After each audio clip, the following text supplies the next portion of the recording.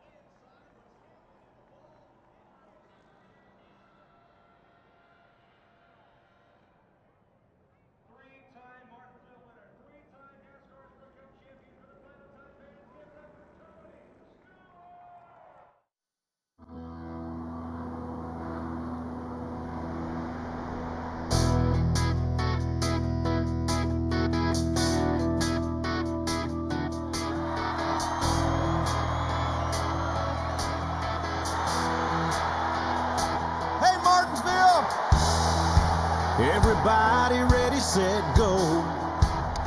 Rev it up and let's roll. There's a party in the fast lane.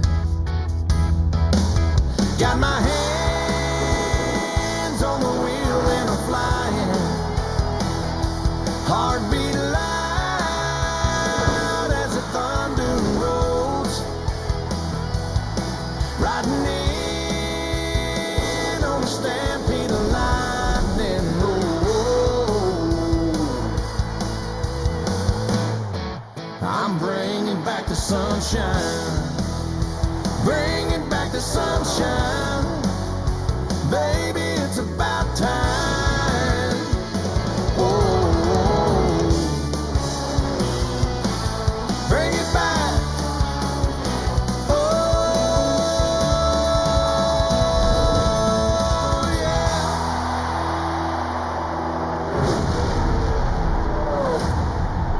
Welcome to NBCSN's coverage of Sprint Cup Series racing at Martinsville. Today's telecast presented by NASCAR Heat Evolution. As we get ready for the start of the round of 8 for some of the storylines today, we go trackside, starting with Kelly Stavist. With 5 wins at this track, Denny Hamlin is one of the favorites today, but already a little bit of drama for this 11 team. The car slid off a jack stand while the right side tires were on the ground, causing damage to the left side rocker panel. Crew chief Mike Wheeler telling me it's purely cosmetic. They got it back in shape and intact. He does not expect it to be a factor in the race. Denny Hamlin starts 8th, Marty. Kelly, Steve Letarte will tell you that there's no racetrack more important to Hendrick Motorsports and Mr. Hendrick himself than Martinsville Speedway. Jimmie Johnson himself has 8 wins here for Hendrick, and he told me, I hope this is an old school Martinsville race. It gets hot and slick out there. I think that's when we'll be our best. Jimmie Johnson hoping to recapture some of this Martinsville magic today. Mike? Marty, Carl Edwards is one of just 3 chasers remaining without a championship, and he knows there are no guarantees that'll be among the championship 4 in Homestead unless he picks up a victory here in the round of 8. To do that, he says, he's going to use the first 400 laps today to dial in his race car so that his car's perfect for the last 100 laps as he makes a charge for his first Martinsville victory. Dave? A year ago, he left Martinsville with car and dreams shattered, but today, both are intact for Joey Logano. He qualified 2nd and hopes for a Miami-sending chase win today. Let's get the engines fired.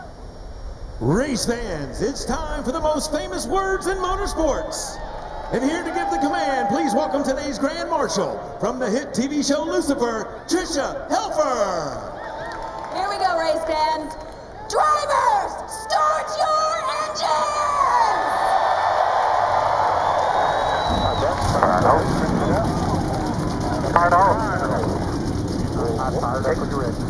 Clear, crank. Very enthusiastic command there to fire the engines. As Mike Massaro mentioned, 3 drivers of the round of 8 still without a championship. That means the other 5 looking to repeat. 1 can make it into the championship for today.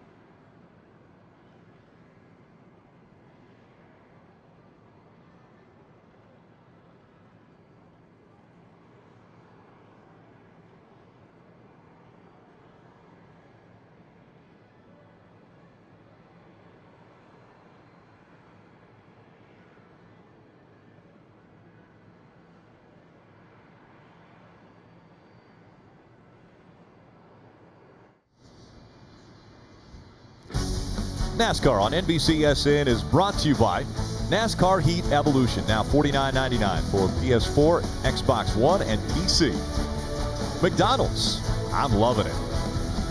Bank of America, life's better when we're connected. And by Sprint, proud sponsor of the NASCAR Sprint Cup Series.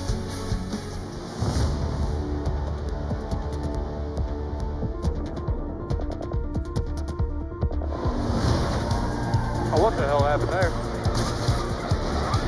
It's an absolute crapshoot. That's a chicken move right there.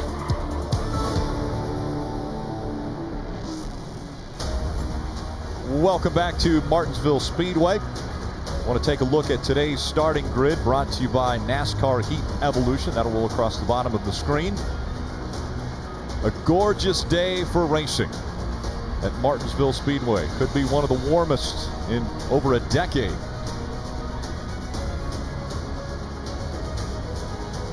Car still sitting on pit road, warming up as they wait to roll out onto this half-mile racetrack.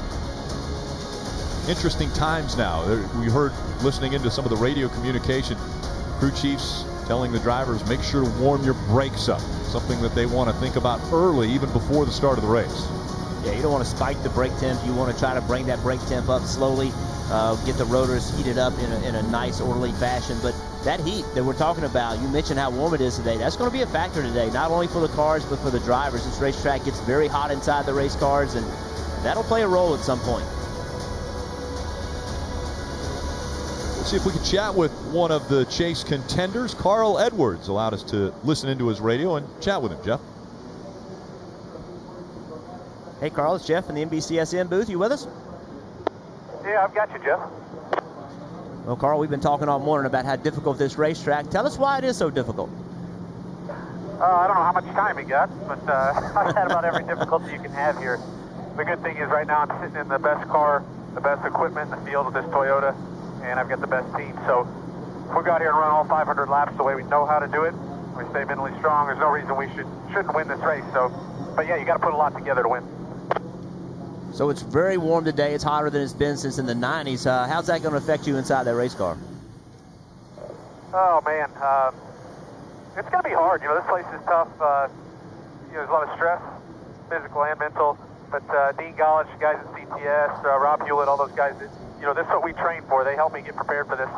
I think the biggest thing, though, is to tune this car, to communicate with Dave all day. Carl, thanks for taking some time. Good luck today. All right, thanks, Jeff. We do have the opportunity to ride along with a few drivers. You saw that we have a camera inside of the 19 of Carl Edwards. We're also riding along with a few others, guys. Yeah, and it starts with a pair of Stewart-Haas Racing teammates. Kurt Busch will start in the 23rd position. He'll carry the state water heaters in-car camera. Kurt's teammate, Kevin Harvick, is in row 10, starting 20th, and he'll carry the Hunt Brothers onboard camera. Here behind them in row 4, we have Denny Hamlin, and Sprint's going to let us ride along with him all day. Be some fun shots. And right next to him is Carl Edwards, and he has a Toyota camera. When you come to Martinsville, who better to ride along with than an 8-time winner, Jimmy Johnson, starting in the 3rd spot with the Chevy onboard camera. And after last week's win, Joey Logano and his team got to feel really good, so we're going to ride along with them with the Ford in-car camera. Not only will we be inside the cars, but we'll also be high above the Martinsville Speedway. Our aerial coverage provided by our partners at Smithfield Foods. That gives you a good perspective of just how small, how short, and how tight the corners are here at Martinsville Speedway. Let's take a look at the race analysis from Martinsville. 500 laps will be just over 263 miles. The pit road speed, 30 miles per hour. That is going to be a very interesting number to keep our eye on today. The fuel window between 140 and 150 laps, Steve. Yeah, you wouldn't think that a team is going to want to stretch the fuel window in one consistent run, but all day we're going to have to see decisions. Do you pit? Do you stay out? If a crew chief decides to stay out a couple times and then gets a long run, they might have to try to stretch that fuel. Before the green flag comes out, let's go back to pit road and Dave Burns. Rick, I know your creative juices have been used this weekend to carve pumpkins, but somebody on the 78 team painted their pit stall. Well, actually, it's up and down pit lane. That's a very sticky substance, usually Coke syrup, that they put down on these pit stalls to make sure the driver gets maximum grip when they're leaving. The rule is that you have to spray something you'd be okay putting inside your body. So that's why most of them just use some Coke or other sort of sticky soda syrup. And I don't know if this is a Van Gogh, but it could be a Leroy Neiman. It's definitely interesting, but it will give not only the cars a grip, but it also gives the crew members grip. That's really the biggest issue, I think. You know, when you talk about concrete surfaces, they can be treated different ways, but they just seem to have a little less traction for a sneaker than perhaps asphalt. So sometimes that syrup has more to do with the crew than it does the car. Martin Truex Jr. is going to start up front. He was eliminated out of the round of 12. So you look at Martin Truex Jr. and you think about the fact that he really wants to show everyone that he still is a championship caliber driver, even though he's out of the round of 8. Oh, it's huge for those guys to come in and sit on the pole and recover from last week. But I think one thing we need to watch right off the bat, Joey Logano, AJ Allmendinger, all these guys on the outside, they're going to be fighting to get to the bottom as quick as they can. Let's check out the Ram Guts and Glory for today's race. Well, when you talk about Martinsville Speedway, 500 laps, you have to remind your driver to be patient. There are times in this race where you have to settle in and be happy where you're running to make it all 500 laps. At the same time, you got to be very aggressive. When a hole presents itself, you got to put that car in there at the right time. So balancing patience and aggressiveness, that's going to be the game all day long. We saw aggression a year ago at this race. Thinking of that as I see Joey Logano up in the front row for the 5th straight race at Martinsville. How aggressive do you get as we take a look at this week's Ford Drive to the Championship? Well, Rick, I think these numbers speak for themselves. Look at the wins, 13 combined wins for Denny and Jimmy, only 4 with the rest of the other 6 Chase competitors. And how about laps led, Jeff? Over 4,000 laps led by Jimmy and Denny. Yeah, these two guys have kind of set a new standard. Just very good at this racetrack. I mean, they're good at every racetrack, but they love the rhythm of this racetrack, and they figured out that balance between patience and aggressiveness. 2 by 2 they line up as they get ready to rocket out of turn 1 or into turn 1. And you see the King, 15-time winner here at this race. I'm sure that he took his cowboy hat off, because as soon as these cars come flying by, there's going to be a lot of wind right there. I almost didn't know who he was without the hat on. Cowboy hats off. Field in the hands of Martin Truex Jr. as they come out of turn 4. The King waves the green flag. We're racing at Martinsville. Joey Logano immediately jumped on the bottom when he had that hole presented, because Jimmy Johnson did not get a great start. Good break for Joey Logano. AJ Allmendinger has been good at Martinsville. He starts on the bottom of the track now, down in the 4th position, as Tony Stewart trying to find a line or a hole to get into. And that's the key. If you're on the bottom, if you are Carl Edwards right there behind Chase Elliott, it is to stay on Elliott's bumper. Don't allow that 14 to get in line. 14's got a little bit of a hole right behind the 19. He needs to slow up really hard and try to get in, but he gets in front of the 19 actually. Big run for 14 of Tony Stewart. Now they're nose to tail. All the way back to the 88. Jeff Gordon subbing for, as we see the 48 out of line, but Jeff Gordon subbing for Dale Earnhardt Jr. today. Oh, and he's got to fight hard right here because he sees that line coming. He does a good job, gets a good launch. Allmendinger's not going to be patient. Allmendinger already putting a little bit of the right front fender to the 48. They'd almost let him back in line. I don't know if he meant to hit the 48, but that's what you're going to see. A little give and take. You know, he gets in there a little deep. He doesn't maybe mean to hit the 48, but there has to be room. You used the word patience earlier. We're only on lap 4. Well, listen, the 48 was pinching him down and won that bottom, because when you looked in the mirror, he saw a whole line of cars lined up. He had to force the issue. Look at Denny Hamlin's. He got a problem? Denny Hamlin? Well, he just let the 18 go, I think. Looks like maybe teammates helping each other out here early in this race. Yeah, I think the 11 saw the 18 coming, and instead of letting him pass him on the inside and creating that freight train situation where everybody on the inside gets by you, he smartly moved to the left and let the 18 go by on the outside. That prevented being pushed back 7 or 8 spots. Look, if you get on the outside right here, there's nowhere to get in. And Denny Hamlin just came over the radio to tell his crew chief, Mike Wheeler, that he is really tight on throttle. He said, I mean, like really tight, like something's wrong. And you see off the rear bumper of Denny Hamlin, the 42 of Kyle Larson's trying to take advantage of that. And this is where Denny has to make a decision, because the 42 is going to continue to have that run. How much does he want to defend? We saw a little bit of bump between the 47 and the 48. Luckily, though, the 48, no real effect. That same bump, a little bit firmer, you could be up the track losing multiple spots. Yeah, how does tight affect the race car? Tight is the car will not roll them through the middle of the corner at the speed that you want it to. So the 42 of Larson, he's able to go so much faster through the center of the corner, but then accelerate earlier to try to get a run on Denny Hamlin. Denny's doing a really nice job of holding him off, and he needs to. But again, we've talked about that long line of cars behind him. Already putting the bumper to him just a bit there, but one of the ways you're going to be able to tell who's holding someone up is the gap in front of the car. So there's a gap in front of the 11, and that means that the 11 right now is holding up the 42. Yeah, but this is where Denny Hamlin is so good here. Watch this 11. Watch how patient he is along that pink curbing. He's going to get to it right here, and he's not going to leave it. His car doesn't turn, and he knows that. So he stays out of the gas until his car has completed the corner, and then when you hear him accelerate, look how confident he goes to the throttle. He waits, one time to the gas, driving away from the 42. He puts Larson in a position where the only way he's going to get by the 11 is to move him. If you leave on the bottom with enough speed, how's the 42 going to pass you? So a slower car can block here because there is no outside lane. 11 laps already have clicked off at Martinsville. 78 of Martin Truex Jr. has been up front for all 11. Denny Hamlin talked about being very tight. That's not completely uncommon, Steve, on a short run, where the car just will not turn. You have very low air pressure, and sometimes that's built into the setup of the race car. The 11 car may have a better car on long runs versus short runs, and when you have that situation, it will not run to start. That lower air pressure just won't turn. So let's watch the 11 car and see what happens as this run continues. And now he's stuck in the predicament of, is he on offense or defense? Because offense, he wants to try to maybe enter a little bit higher right here, turn a little bit later, get a straight shot off to try to get underneath the 18. But the problem is, if he mistimes that, the 42 of Kyle Larson is going to be able to take advantage of that. Now at Talladega, everybody was looking in the rearview mirror. You don't have a lot of time to be looking in the mirror when you're at Martinsville. Dave? Here this afternoon at Martinsville, Team Penske trying to foster the culture of greatness. They have their 2016 Verizon IndyCar Series champion, Simon Pagenaud, in attendance. Now, this is not the first NASCAR race that he's been to. He's been to a couple of Brickyards, but this is his first short track, and what a unique experience for him today. He'll spend a few laps down here, then head up to the suites, where he might be served a Martinsville hot dog. Good to have the 2016 IndyCar champion here at Martinsville with us. Out in front, Martin Truex Jr. leading at Martinsville.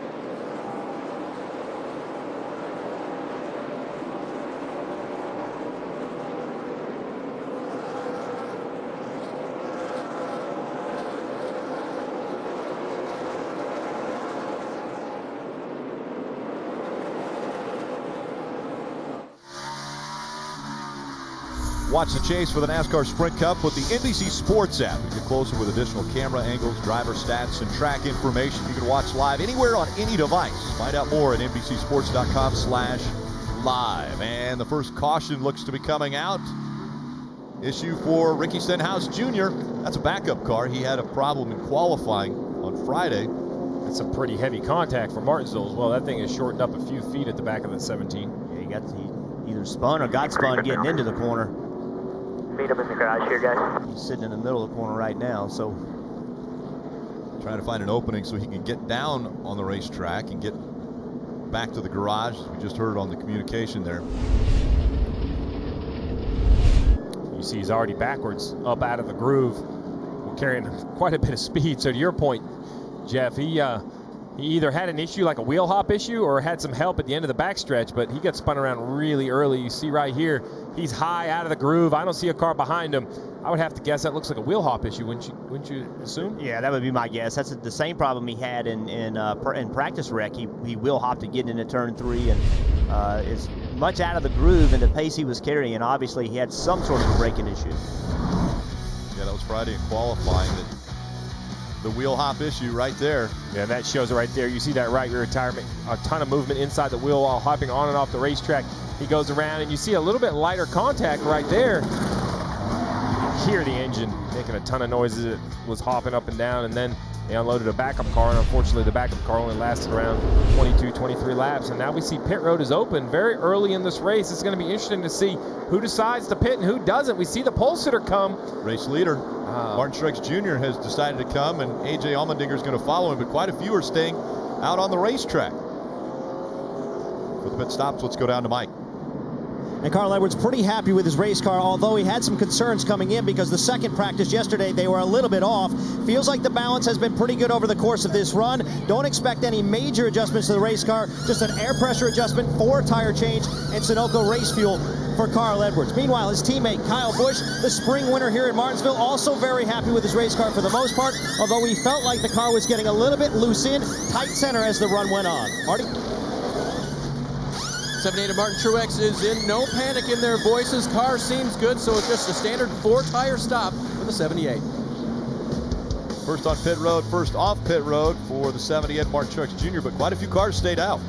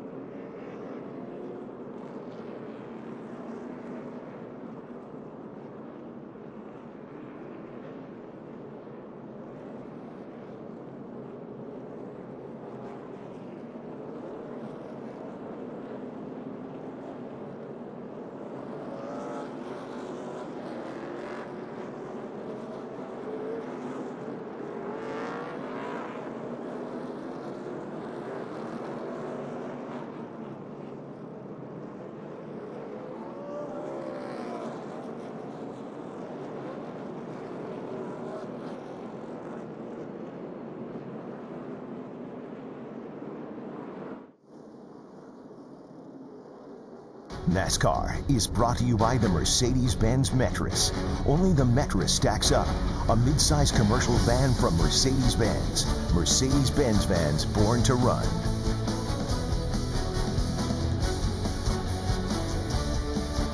More timing lines at Martinsville Speedway. It went from 7 timing lines in April to 12 timing lines here in the fall, and already it has caught 2 drivers. The 19 and the 11 both caught for speeding getting off of pit road. Yeah, and it's very difficult here with the slow pit road speed and all that gear. The car doesn't run very smooth, as we see Logano and Jimmie Johnson, 2 cars that stayed on the racetrack, bringing us to the restart.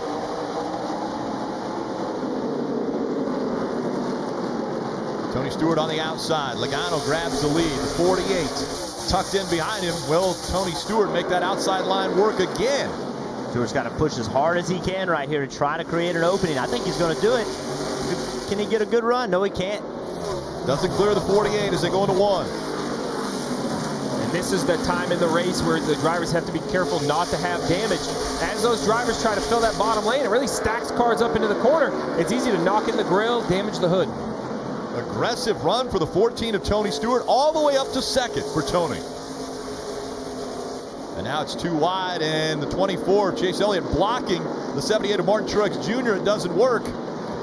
47 AJ Allmendinger is going to try to fill that hole. He has new tires, so you're going to see he's going to try to take advantage of the 24 into 3. And Chase Elliott didn't quite get down hard enough. He needed to be crazy aggressive on that block. But AJ Allmendinger, we've seen already today, when the hole presents itself, he is going into that hole. He's going to be aggressive. He's aggressive. So is the 42 right now, all over the back bumper of that 47. Kyle Larson got his first career Sprint Cup Series win earlier this year at Michigan, now looking for his first short track win. You know, we mentioned that some cars decided to stay on the racetrack, as we see the 42 of Kyle Larson now look inside the 47 of Allmendinger. Well, the 78 pitted. The 47 also pitted. Kyle Larson pitted. So they're trying to use those fresh tires now while they have an advantage, try to get the track position back. Kelly. And when Denny Hamlin learned that he was in fact hit with a speeding violation, he said, hey, I wasn't really trying to get anything there. My bad, you guys. I've got to be a little bit more aware. And then his crew chief, Mike Wheeler, saying, hey, I know you're going to go and put on a show out there. Just make sure we still got something there for at the end. It's early. Remember, he's recovered from an uncontrolled tire penalty to go on and win this race. Mike? Kelly, his Joe Gibbs Racing teammate Carl Edwards also hit with an exiting speeding penalty as well on that last pit stop. He and his crew chief Dave Rogers had this to say afterwards. Is that the section between the 20 and the 18? Yes, it is. All right. Yeah, I think what we discussed in the driver's meeting, I either misunderstood it or just wasn't thinking there. And immediately following that, Rogers came over the radio and said, hey, bud, that's on me. To which Carl said, no, I just thought it was too good to be true. We're both in this together 100%. But he also said, it's a good thing it happened early. We can make up for it. Rick? So what I hear there, Rick, is that with these curves, you could play a little bit of game and up the RPM, because the radius of the corner, the way the math works out, it sounds like he was given some instructions, he being Carl Edwards, on perhaps running a little different RPM. Maybe it was too high. Crew chief tried to take the responsibility, but Carl wouldn't let him do it, tried to jump in the lifeboat with him. And it was 2 JGR cars that got caught for speeding there. Denny Hamlin, who, by the way, that's his 10th speeding penalty of the 2016 season. Well, when you talk about cars that decided to come to pit road and who didn't, we look at 2 Hendrick teammates, the 24 of Chase Elliott and the 88 of Jeff Gordon. They're the last 2 cars on the racetrack with old tires. So now, Jeff, they're in a very difficult situation, because this 2 of Brad Keselowski, he has fresher rear tires. He's going to accelerate off the corner better, and you see continuing to put pressure on the 88, and he has to, because behind him the 4 is looking to pass him, the 41. What happens with these 2 old tires? They kind of stack everyone up. Yeah, they do, and you made a good point earlier in the race that Keselowski has to make this move at the right time, because if he makes it at the wrong time and it doesn't work out, then Kevin Harvick is right there to take advantage of it. So you never want to be the last guy with new tires, and sometimes the strategy just works out that way. Well, here's the patience, Rick. Here's where it comes into, right? Can Brad look for a completely clean way? Now he's going to look outside the 88. The 88 is going to have to defend, because once the 2 gets him up, which he's done right here, this isn't going to be 1 spot. This is going to be at least 4 or 5 spots before the 88 gets back in line. He's already looking for information for TJ Majors. Where can I get down? No hole behind the 4. No hole behind the 41. They're looking already way back to that 43 car, perhaps letting him in. And Martin Truex Jr. making the pass on the 48, took second away from Jimmy Johnson. Marty. Running back there in second is Jimmy Johnson. It's been 2 years since they've had a top 5 here at Martinsville. No laps led in the last 4 races. I talked to Jimmy before the race. He said, you know, I hope today's kind of old school Martinsville. It gets hot, sunny, and slick out here, and we lay a lot of rubber down. He said, to me, that's been the difference in the last 4 years as we ride along board with him right now. He said the track just hasn't seemed to take rubber, and that hasn't worked with our setup. We're a little different today than we've been here in the past, but we need to get a win today. And Steve, you know, even though they're bringing the same tire back, the track reacts differently at different times, and rubber into the track is a big factor for these teams. It makes a big difference, Marty. And the other thing we're seeing is new tires make a bigger difference than perhaps we thought they would, Jeff. While we do have Logano out front still, with old tires and Jimmy Johnson running in third. Look at the front. Look out the front windshield of the 48. The 78 is driving away and running the 22 down. Yeah, Truex is a solid 0.2 of a second faster than Logano, so tires are mattering, and that's going to set the strategy for the rest of the day. Again, it's a balance between track position and how new your tires are. The 24 car, we saw he did not pit, and he is all the way down to 15th. That's the battle for the lead. Joey Logano has it right now, but fresher tires on the 78 of Martin Truex Jr. has brought that 78 right up to the back bumper of Joey. The one advantage Joey Logano has is there's a big gap behind the 78. So I think right here he's going to let the 78 go. He knows he's quicker just like this. Let him clear him and get right back into his rear bumper. Lose as little time as possible. There's no reason to fight it. He knows the 78's going by. And hope the 48's good enough to hold back everybody else that has tires. Martin Truex Jr. gave up the lead to come to pit road to get 4 fresh tires. It's paid off. He's back out in front again.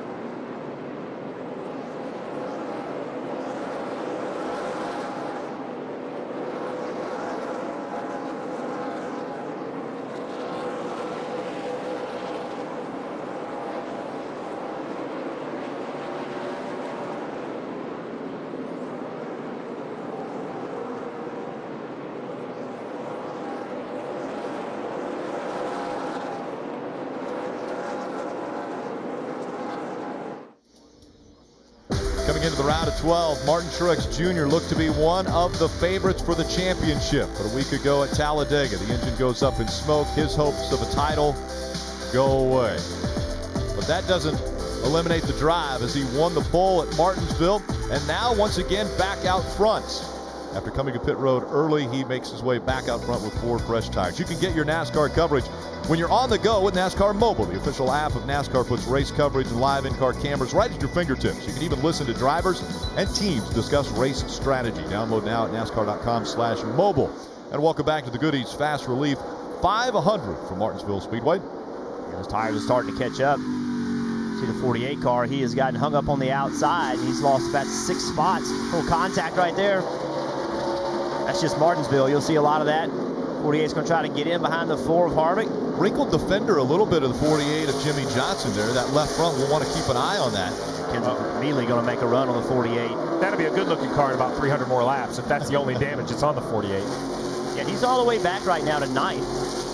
So there's no question tires are going to matter. And this is going to continue. More and more cars are coming. And remember, Jimmy Johnson restarted in the front row.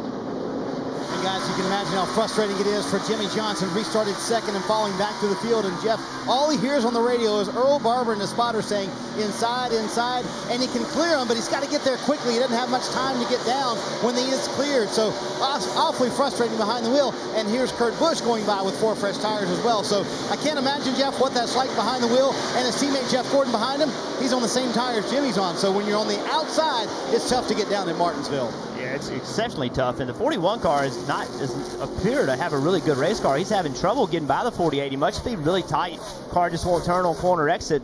Jimmie Johnson almost is able to clear him, but you know, it's really nothing you can do, Marty. You just got to sit up there and keep battling and find your way down. And this is where Jimmie Johnson is so good. He's proved it throughout the years. He knows how to be patient. He knows how to deal with situations, deal with problems. It's lap 59, long way to go, and he's just got to be patient and get the most out of it, but not do something that's going to put himself in jeopardy. Well, and then we see, as we watch these guys, the 23 of David Ragan was very, very fast in both practice, but we see a lot of smoke out of the back of this car. I don't know if it's tire smoke or a mechanical issue. It doesn't seem like they have a lot of damage. I don't see a fender wrinkled in. They're going to have to come to pit road and find out what that issue is. And the caution has now come out. We saw the 23 duck onto pit road quickly. They think there potentially is fluid on the track. Yeah, and it looks like fluid smoke to me, Rick, because now that he's going slow, it's still smoking heavily, which tells me that there's some fluid leaking from somewhere. Yeah, big disappointment. This team was very good in practice. They had a lot of speed, actually led the final practice.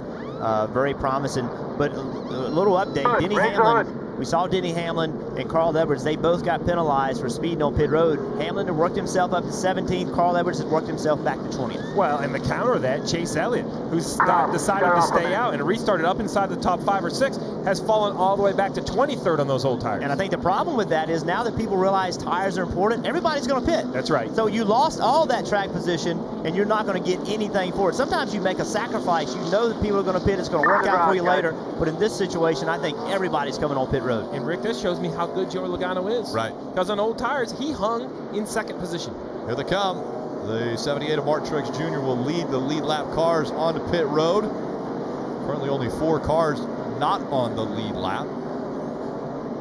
And we'll go to Kelly. And you'll see the 4 car of Kevin Harvick, who was working his way through the field after starting this one from the 20th position. Kevin just reporting that his car is too tight center, and he said it continues to just get tighter and tighter. 4 tires, Mike.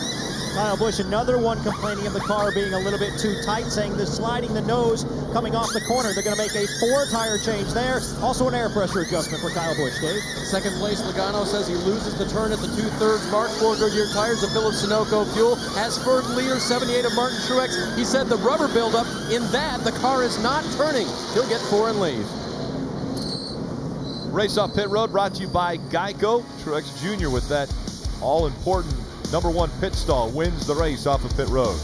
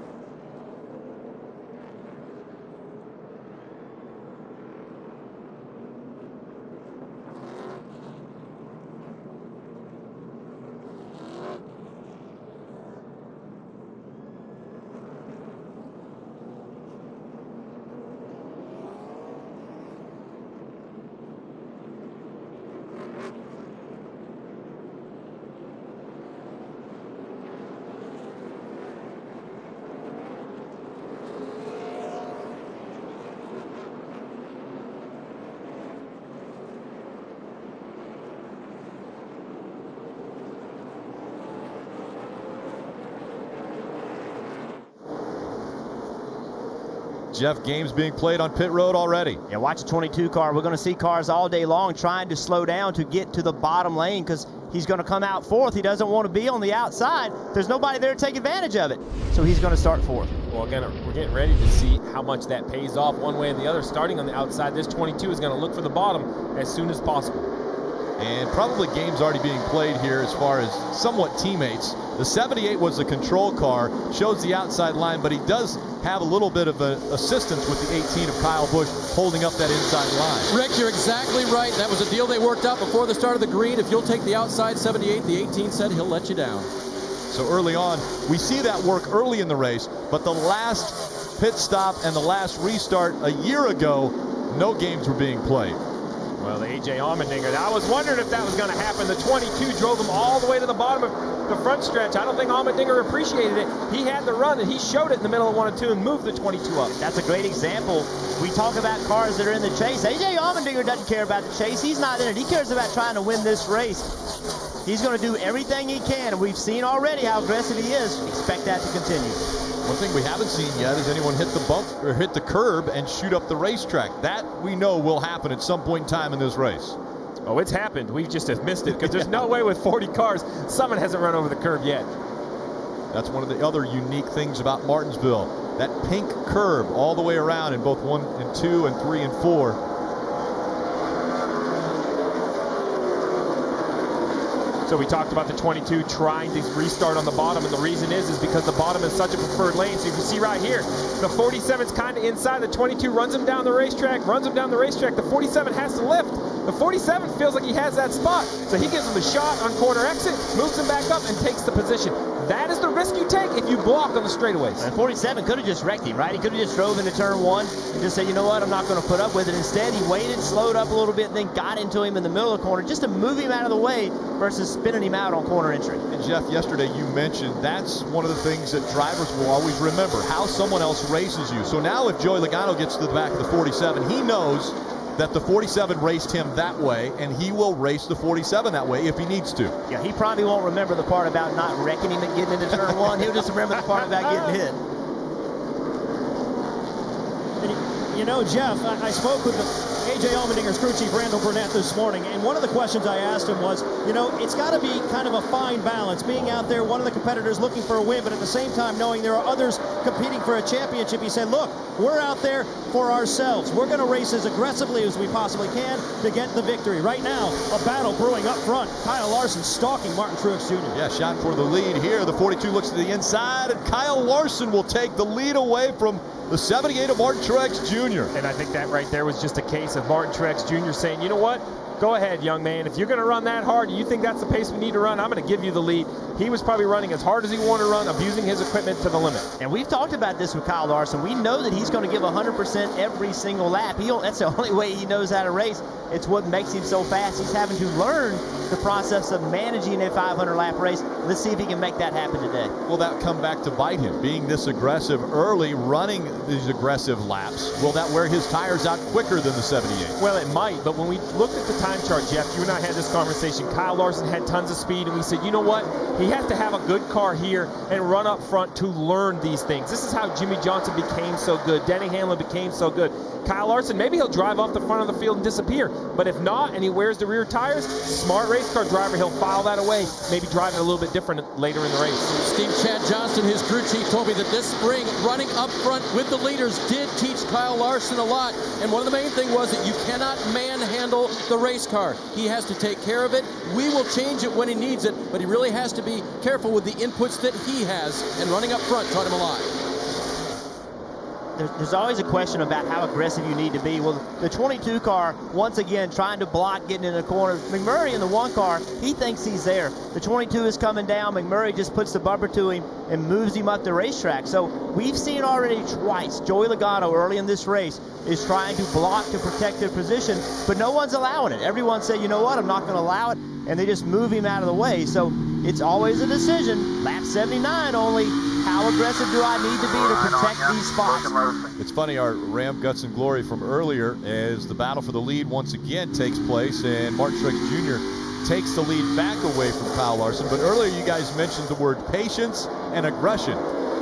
We have clearly seen both early in this race. You could use the same, on the same lap, you could use both. You could be patient and not put the bumper to a guy in one corner, get to the other end of the racetrack and be aggressive and fill a hole. That's what we mean, is there's no script to how these 500 laps are going to go. These drivers have to decide, and Jeff, you've said this before, every race is different. Yeah, and every lap's different, and there's levels of aggression. Like, it's not either I'm going to be aggressive and knock the guy out of the way, or I'm going to be aggressive and just try to get the car in a certain position. So you have to determine at what point in the race and what position you're in how aggressive you want to be. You don't have to just be either not aggressive or completely aggressive. There's differences between the two, and you have to understand where you are in the point of the race. Martin Truex Jr. has never won at this racetrack. As a matter of fact, 5th is the best he's ever finished, twice here at Martinsville.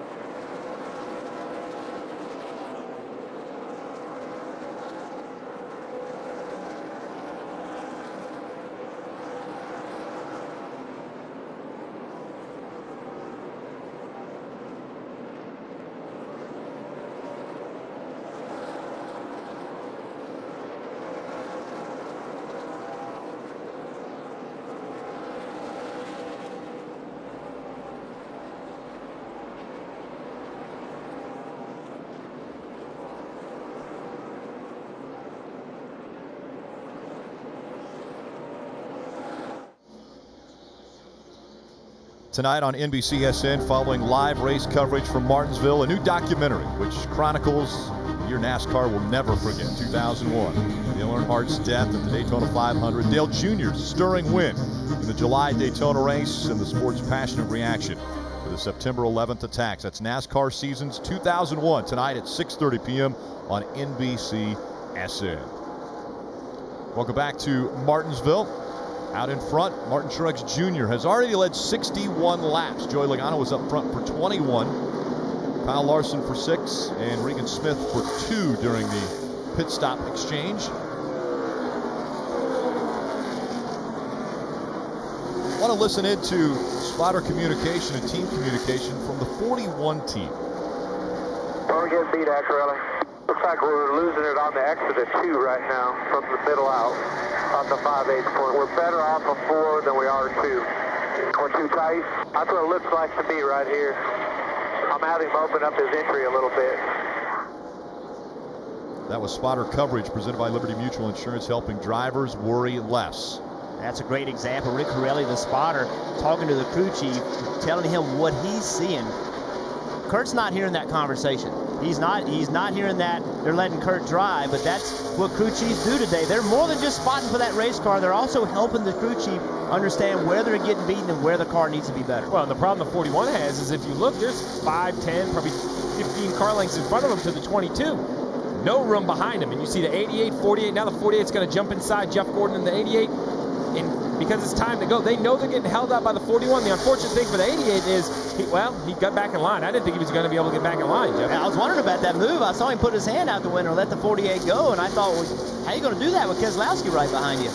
I thought he would have been better off to move to the left and let Jimmie Johnson go around on the outside. You drivers are pretty impressive, what you can do in a race car. I was going to say, of course, I haven't won here as many times as Jeff Gordon has. So. Rick, don't encourage him. 9-time winner in the 88 and an 8-time winner in the 48. And on the left side of the screen, you see the 42 of Kyle Larson being hunted down by the 4 of Kevin Harvick. That's for the 3rd position. We saw Larson go up and take the lead for Martin Truex Jr. early in this run.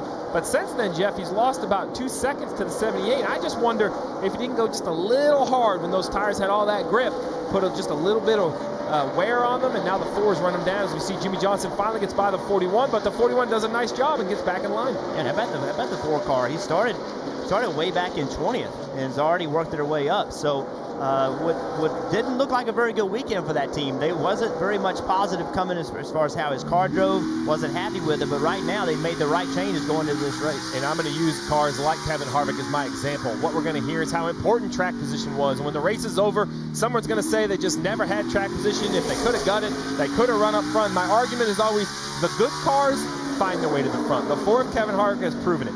Started in the back and got up to 4th. I'm sorry, I didn't mean to. Look at Kyle Larson. He's moved up the racetrack running the 2nd lane. It gets him a good launch off the corner. This is the first guy we've seen do this. Kevin Harvick gets underneath him, but watch what happens on corner exit. Kyle Larson, imagine that. Kyle Larson going to the outside. I would not have thought it. Yeah, I would not have thought it at Martinsville, though. Using that, almost 2nd lane is the 42 of Kyle Larson. There was a lot of conversation. NASCAR did a test here 2-3 weeks ago, and they put some chemical on the racetrack on the top lane to see if they could make the top lane work well. All the drivers felt like it wasn't there anymore. It was all gone. The track was just stained, but you have to wonder if that's having a little bit of effect of letting Kyle Larson run up there. And the reason the 4 can't get underneath coming off of turn, he can't get to the gas as quickly. Well, he's trying to turn the wheel and go to the throttle at the same time, and it's just hard to get the car to turn and make rear grip. Well, the 20 of Matt Kenseth is a quick study as well. Watch him. He'll go in the racetrack, purposely up the groove, turn in the middle, and look at this low, straight run he get. He's going to easily get inside the 42. I think he had enough momentum to get inside the 4 just too early in the race to do that, but we'll see if Matt Kenseth learned something from that 42, as you mentioned, Jeff. The 42 has lost 2 spots now. So what does Kenseth do now? Now that he's cleared them all, does Kenseth keep running the top? Longest green flag stretch that we have seen. This one over 37 laps now. Take a look at this vantage point from Denny Hamlin's car. It is, and this is going to show you this big curbing. It doesn't look that big from outside the car, but look to the left, that pink curbing. If you touch that, well, basically like just like that, moves you up the racetrack. But the 11 of Denny Hamlin, another car that recovered. 104 laps into the race, back up to 14th after speeding early.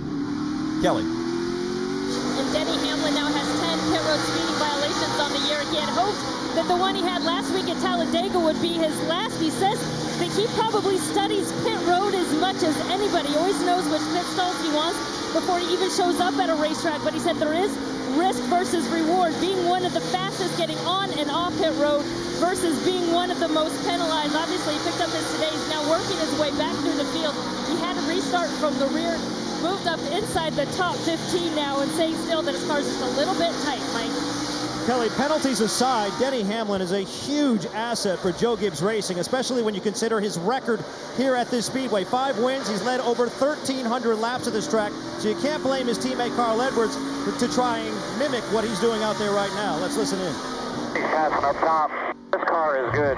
You see the 11 up there, what he's able to do, so we'll pay attention to that when we go forward. It's pretty neat what he does. I haven't been able to find it yet. He's just driving around him up there right now. So Edwards tracing the line of Denny Hamlin. Nothing new this weekend. In practice yesterday, Denny Hamlin intentionally followed Carl for a good 20-25 laps. And after that run, they debriefed where Edwards went to Hamlin, and Hamlin gave him a little bit of critique on how he ran this racetrack. Very much a team player for Joe Gibbs Racing. Hamlin trying to spread the wealth as far as knowledge goes of this place, guys. Martin Truex Jr. still out front.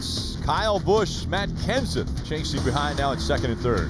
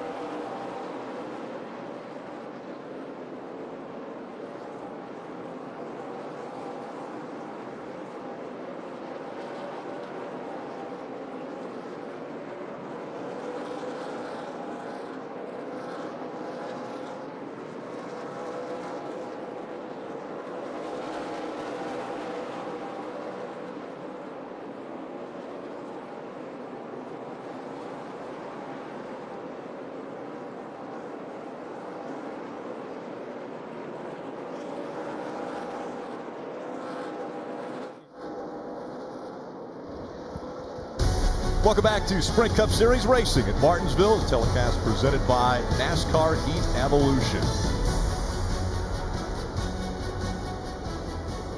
Like NASCAR on Facebook today at facebook.com/NASCAR. Now up to 49 laps of green flag racing. They've completed 115, but this is the longest stretch that we have gone under green flag conditions. Now at 50, it's Martin Truex Jr. out in front for a moment, and for a couple laps, Kyle Busch was able to pass the 78, but the 78 has gotten back by the 18, and so now Kyle Busch running second, Matt Kenseth third, Kevin Harvick fourth, and A.J. Allmendinger still running in the top five. Well, that pass by the 18 gave him that valuable bonus point of leading a lap. And again, the 8 drivers running for the chase all reset points. They started this race all with 4,000 points, so they have separated themselves from the rest of the competitors, still running for that championship. Mike.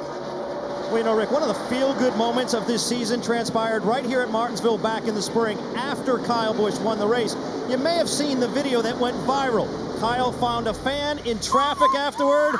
She got very excited. Her name, Darian Brazil. I actually spoke with her on the telephone last night to get her firsthand experience, what that was like. She said, I was going to protect that hat, not let anybody touch it. He said, that went out the window. I've been to 8 races since. I've worn it every time. She made the 4-hour commute this morning from White Lake, North Carolina, and she's in the grandstands today wearing that hat, hoping it brings Kyle some more good luck. And some of the drivers do drive back and forth from Martinsville to their homes. A lot of them live under 2 hours from here, maybe a little bit north of Charlotte, and this racetrack just north of the North Carolina-Virginia border. Rick, you mentioned we're in the longest green flag run, 54 laps into it. Remember at the beginning of this run, Kyle Larson pressured that 78 for the race lead. Well, it only took about 35 laps from when the 42 was leading to fall all the way back. Now he's outside the top 10, running in the 12th position. Conversely, right in front of the 42 is Denny Hamlin. He restarted 21st, and he has moved himself all the way up to the 11th position. So what is it about this racetrack that some drivers, like Denny Hamlin, like the 48 of Jimmy Johnson, do they stay a consistent pace? They don't push their equipment too hard? Well, it's understanding what the car needs to feel like, so it's good on a short run and a long run. I think it's more about the car than it is managing, in my opinion. But here we talked about some cars going forward, some backwards. Matt Kenseth sitting here running third. He's done a really nice job on that last restart. We saw him charging to the front. He started in 17th place, so a move to the front for Matt Kenseth.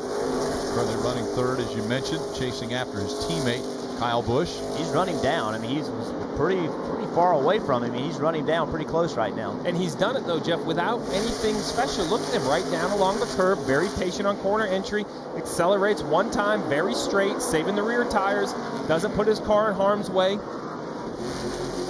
Now, Jeff, I want to ask you, as I'm sorry, go ahead. So here's the issue right here. Look at all these lap cars. Right. So now the 78 car, he's got to get by all these cars. They're going to fight him because they don't want to go a lap down. They're going to fight him. Once the other guys get to him, they'll probably be a little bit easier. See, the 38 moves over, lets the 18 go. So lap cars on long runs always have a huge bearing on who can end up with the lead. Oh, contact into the wall, right there. We saw there. A little bit of contact, and the 32 gets into the wall, so Jeffrey Earnhardt will have a little damage to the right side of that car. And now they're side by side in front of the leader. There a little bit, guys. Still coming inside.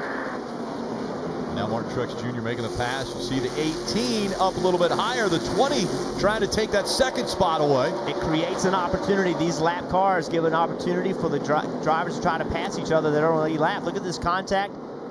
Jeffrey gets loose, gets in the side of the 6, slows down, and then they got tagged from behind by the 95, and that turned him to the right and into the wall. But this is what we've been back all the way on Friday. We talked about there's difference between a good lap time and the racecraft at this little tight half mile, and that's what we're seeing now. It's not just how's your car driving, how fast can it be, but how's your car driving through traffic when you only have one lane off the corner? How well does your car move around? How much does it hurt the tires to work through these lap cars? This racetrack, because it's so small, it's very hard to pass. I mean, you're talking about championship contenders trying to pass lap cars, and they're not just blowing by them. It's difficult to make these passes. Brian Scott, he's got some damage to the right side of that car. That's probably going to have to bring him to pit road. Yeah, this is the second time we saw the 44 go around. They were able to repair it, but he wheel hopped earlier in the weekend and damaged the right rear quarter panel. It looks like he has another pretty good contact with the wall. Lettering has rubbed off of that left side tire and the right side rear tires, so obviously he's got some tire rub and has had some contact. Last week, career best finish for the 44. Brian Scott finished second at Talladega, and now he comes to the shortest track, and a lot of smoke still rolling out from behind that 44. The tire continues to rub the fender. And Jeff, the question I was going to bring up to you, and you pretty much answered it, but as a guy who is in front of the leader, how hard do you race them early in the race? We're only 131 laps in. Do you try to hold that position, or do you find a spot where you're not going to lose too many positions by giving him the spot? You do your best to hold him behind you, and then you race him to be the first car lap down. So you just have to judge who is behind you. If the guy behind you is one lap down, then you race accordingly. If the guy behind you is 3 or 4 laps down or a leader, then you race differently. But you're trying to position yourself. We got a caution right now, debris, I believe. Caution comes out. Danica Patrick has just gone a lap down. The possibility exists that she will receive the free pass under this caution. Just the third caution of the day on lap 133. Here you see, looks like maybe a piece of rear bumper. Pretty high up, but that's a big piece of metal. If a car does get up there, we just saw the 44 get up near the wall. If he kicks that down into the groove, that could be something pretty dangerous. NASCAR has to go collect it. So we see right here on board with the 22, looking at the 44, getting into the corner. Oh, you can see the left rear tire bouncing on and off the asphalt. That is wheel hop. 44 chases it up the track, makes contact with the wall. I would bet that rear bumper must be from the 44. And this was in practice. We talked about wheel hop. It seems to be happening more often today than it has in the past. And watch the left rear tire. You'll see it start shaking. You can almost see it stop, and then it bounces. That's wheel hop. And one thing you can do at that point is just quit turning the wheel. If you don't, the car's going to completely spin out. And once again, we see Martin Truex Jr. lead the lead lap cars onto pit road as they will get ready for service. Kelly. And you see the 4 of Kevin Harvick, who worked his way all the way up into the top 5. He said that he needs a little bit more bite getting back to throttle. It's going to be a 4-tire stop for Kevin Harvick. Matt Kenseth saying he's very tight in the corner. getting in the middle of it. Very slow there. They're going to make a 4-tire change, also a wedge adjustment on the 20 car. Meanwhile, the 18 of Kyle Busch feels like the front is a little bit too tight, especially when he works the track bar. They're going to go back on that, a 4-tire change there as well, Dave. Martin Truex Jr., the leader, will get a wedge adjustment. Car is just a little bit tight now. That is better. 4 Goodyear tires and full of Sunoco fuel before he leaves pit road, and it looks like he'll be first off again. Race off pit road, Harry, once again. Truex Jr. holding his position, as do all the top 4. Coming up next, Dale Earnhardt Jr. will join us here in the booth.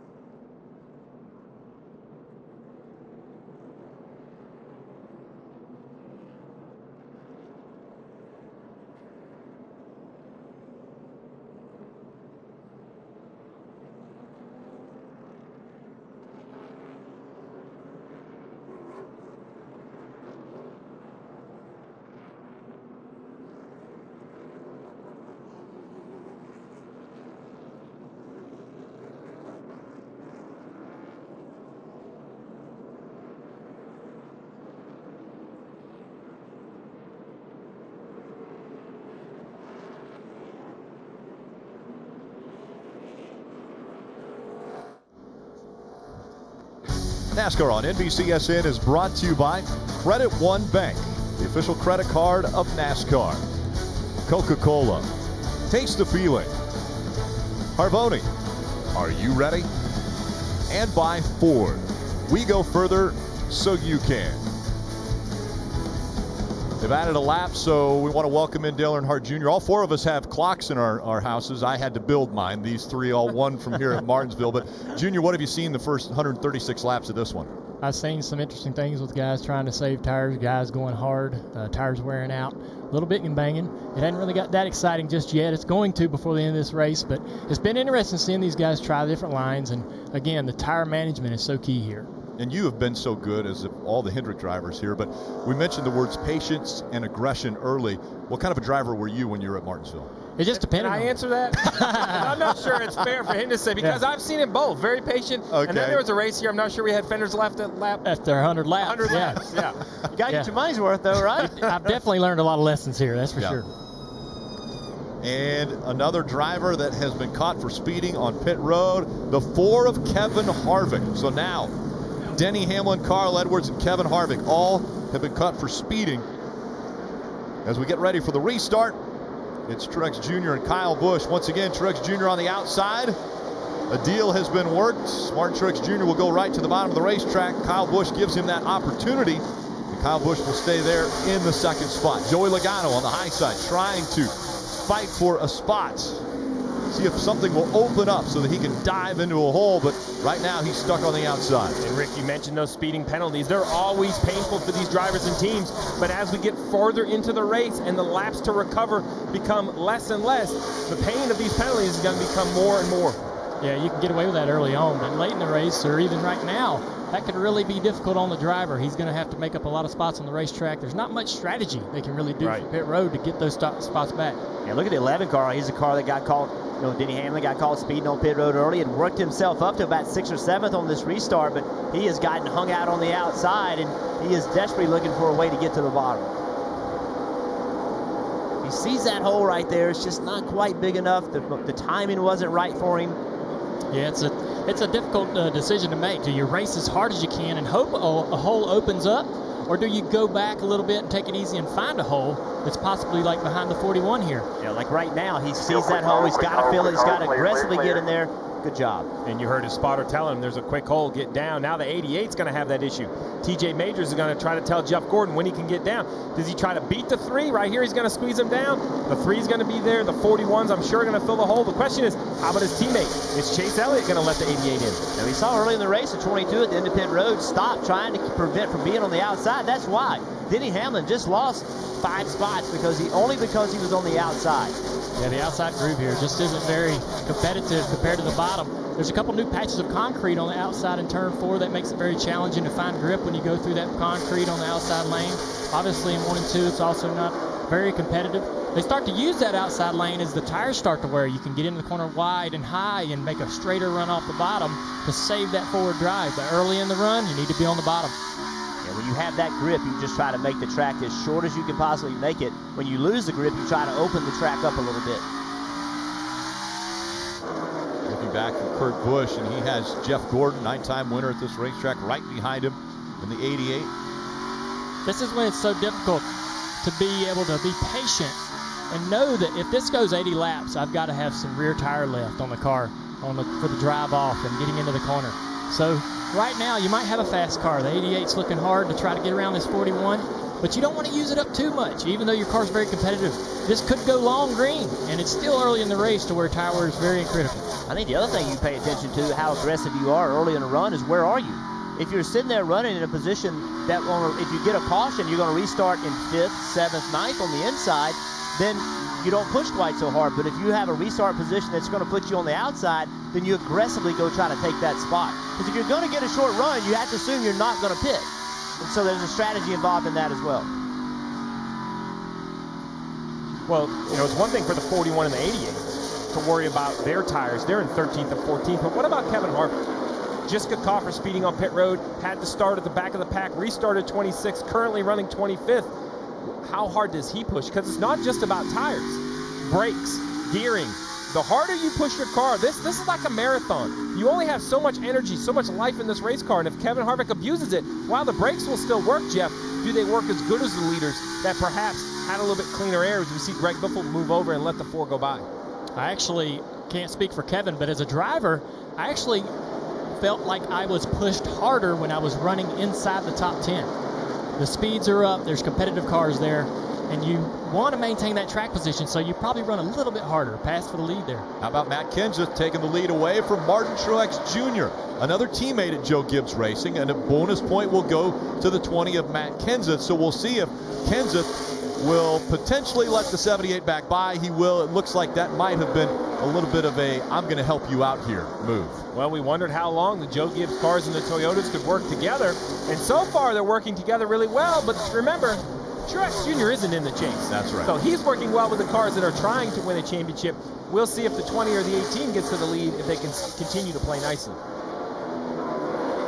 And Martin Truex Jr. on a completely different agenda now. Now that he's been eliminated from the Chase hopes and the championship run, now Martin Truex Jr. wants to go out and prove to everybody, hey, I think I still could have won this championship. If I wouldn't have had that engine failure, I'm going to go out and show you guys. I'll win the rest of these races if I have to. And I think the most important part of that, everybody, is just them. Because, there's another year coming. There's another opportunity coming. And I think that with great disappointment, if you can still bring something out of it that's positive, that's what you do. And this team, winning as much as they did in the regular season, then coming and having that problem last week, it had to break their hearts. But the only way to get over that is to go get another trophy. I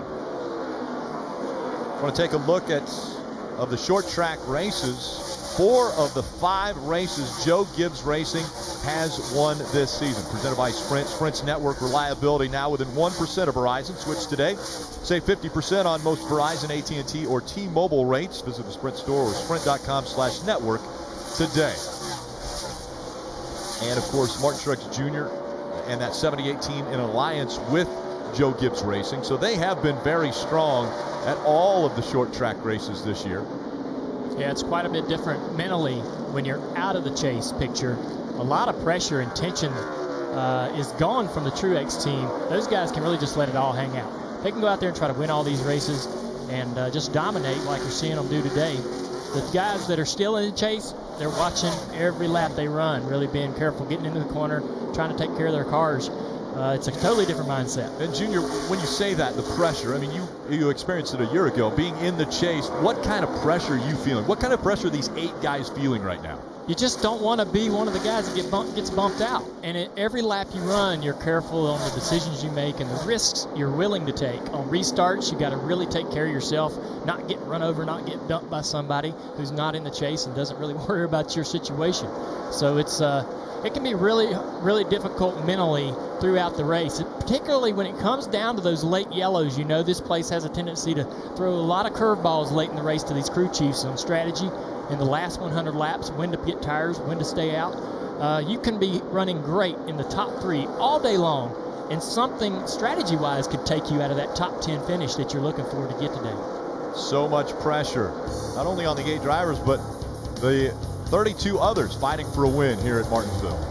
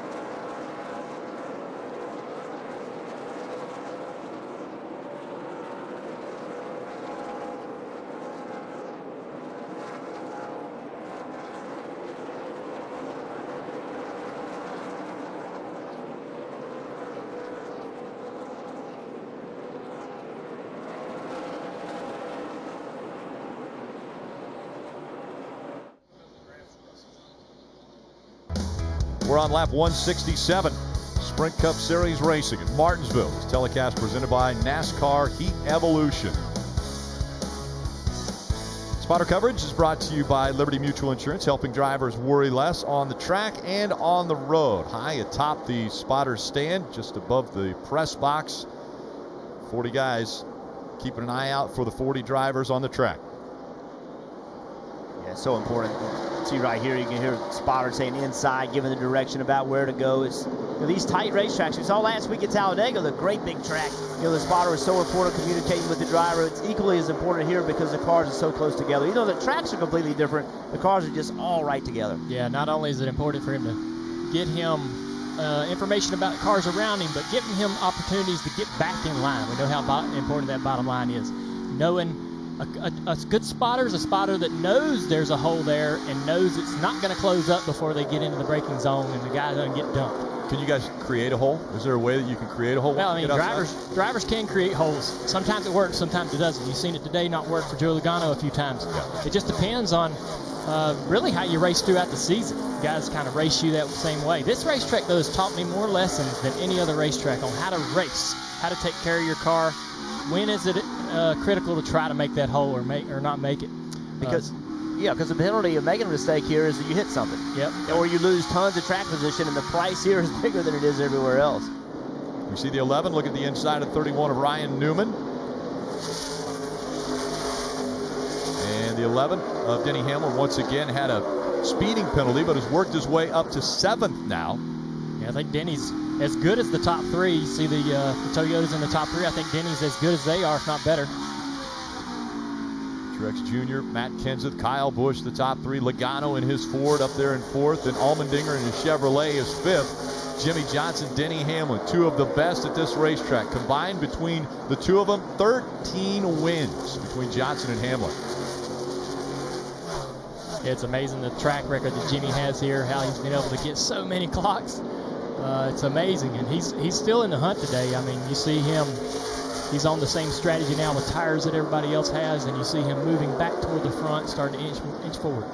Well, that just proves to me that even as chaotic as these short track races are, there's still somewhat of a strategy to it. There's no just happened by chance that Jimmie Johnson has won 8, that Denny Hamlin continues to win. You know, the guys that are good at this half mile, well, it looks like a lock's out of your control. I think they really prove otherwise. And you mentioned it doesn't happen by chance. I actually talked to Rick Hendrick earlier this week about the rumor and the story about his maybe not having a racing career if it wouldn't have been for this racetrack, this racetrack right here, because he had a race team.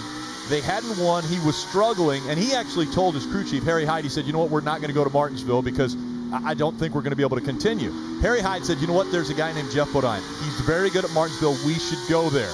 Well, one thing led to another. Jeff Bodine ends up winning that race, the first race that Hendrick ever won. They got the sponsor Northwestern Security Life to come on board, and the rest is history. The reason that you guys are sitting up here and have been working for Rick Hendrick and all of the successes that he has had from that day right there when Jeff Bodine won at this racetrack. It's funny how almost every success story has a point just before this was successful where they had to decide whether to continue or not. You know, It's a difficult, challenging sport. And now we got Matt Kenseth once again on the back bumper of that 78. Kenseth has led a lap. Truex Jr. has led the most, 144, now 145 laps he has been out front. I would call that a dominant performance of the only 178 that have been completed. But can he keep it up? That's going to be the big question, is can he maintain that? We still have 322 laps to go. Well, and we have cars like the 48 trying to get up there and the 11 of Denny Hamlin. So this is on that front bumper of Denny Hamlin.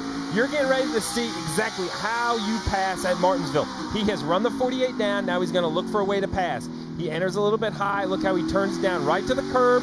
Gets off the corner, not quite as good as the 48. He's going to continue to work that, though. Try to enter, get the car turned, and exit straight. There you go, Jeff. Up the track, and now turn and go below the 48 on exit. I was a little surprised the 48 opened the racetrack up so much on corner entry. See right there, he kind of opens the track, turns late, kind of gives the 11 a little bit of a look at the bottom getting into the corner. And I love the shot that you could see how much those rear tires work. As you see Matt Kenseth finally getting around the 78 for a second time. And now Kenseth, I think, fought his way up front. There was no, I'm going to move out of the way and let you get a bonus point for leading. I think Matt Kenseth has decided it's my turn to be up front. We'll see how dominant the 20 will be. He's out front at Martinsville.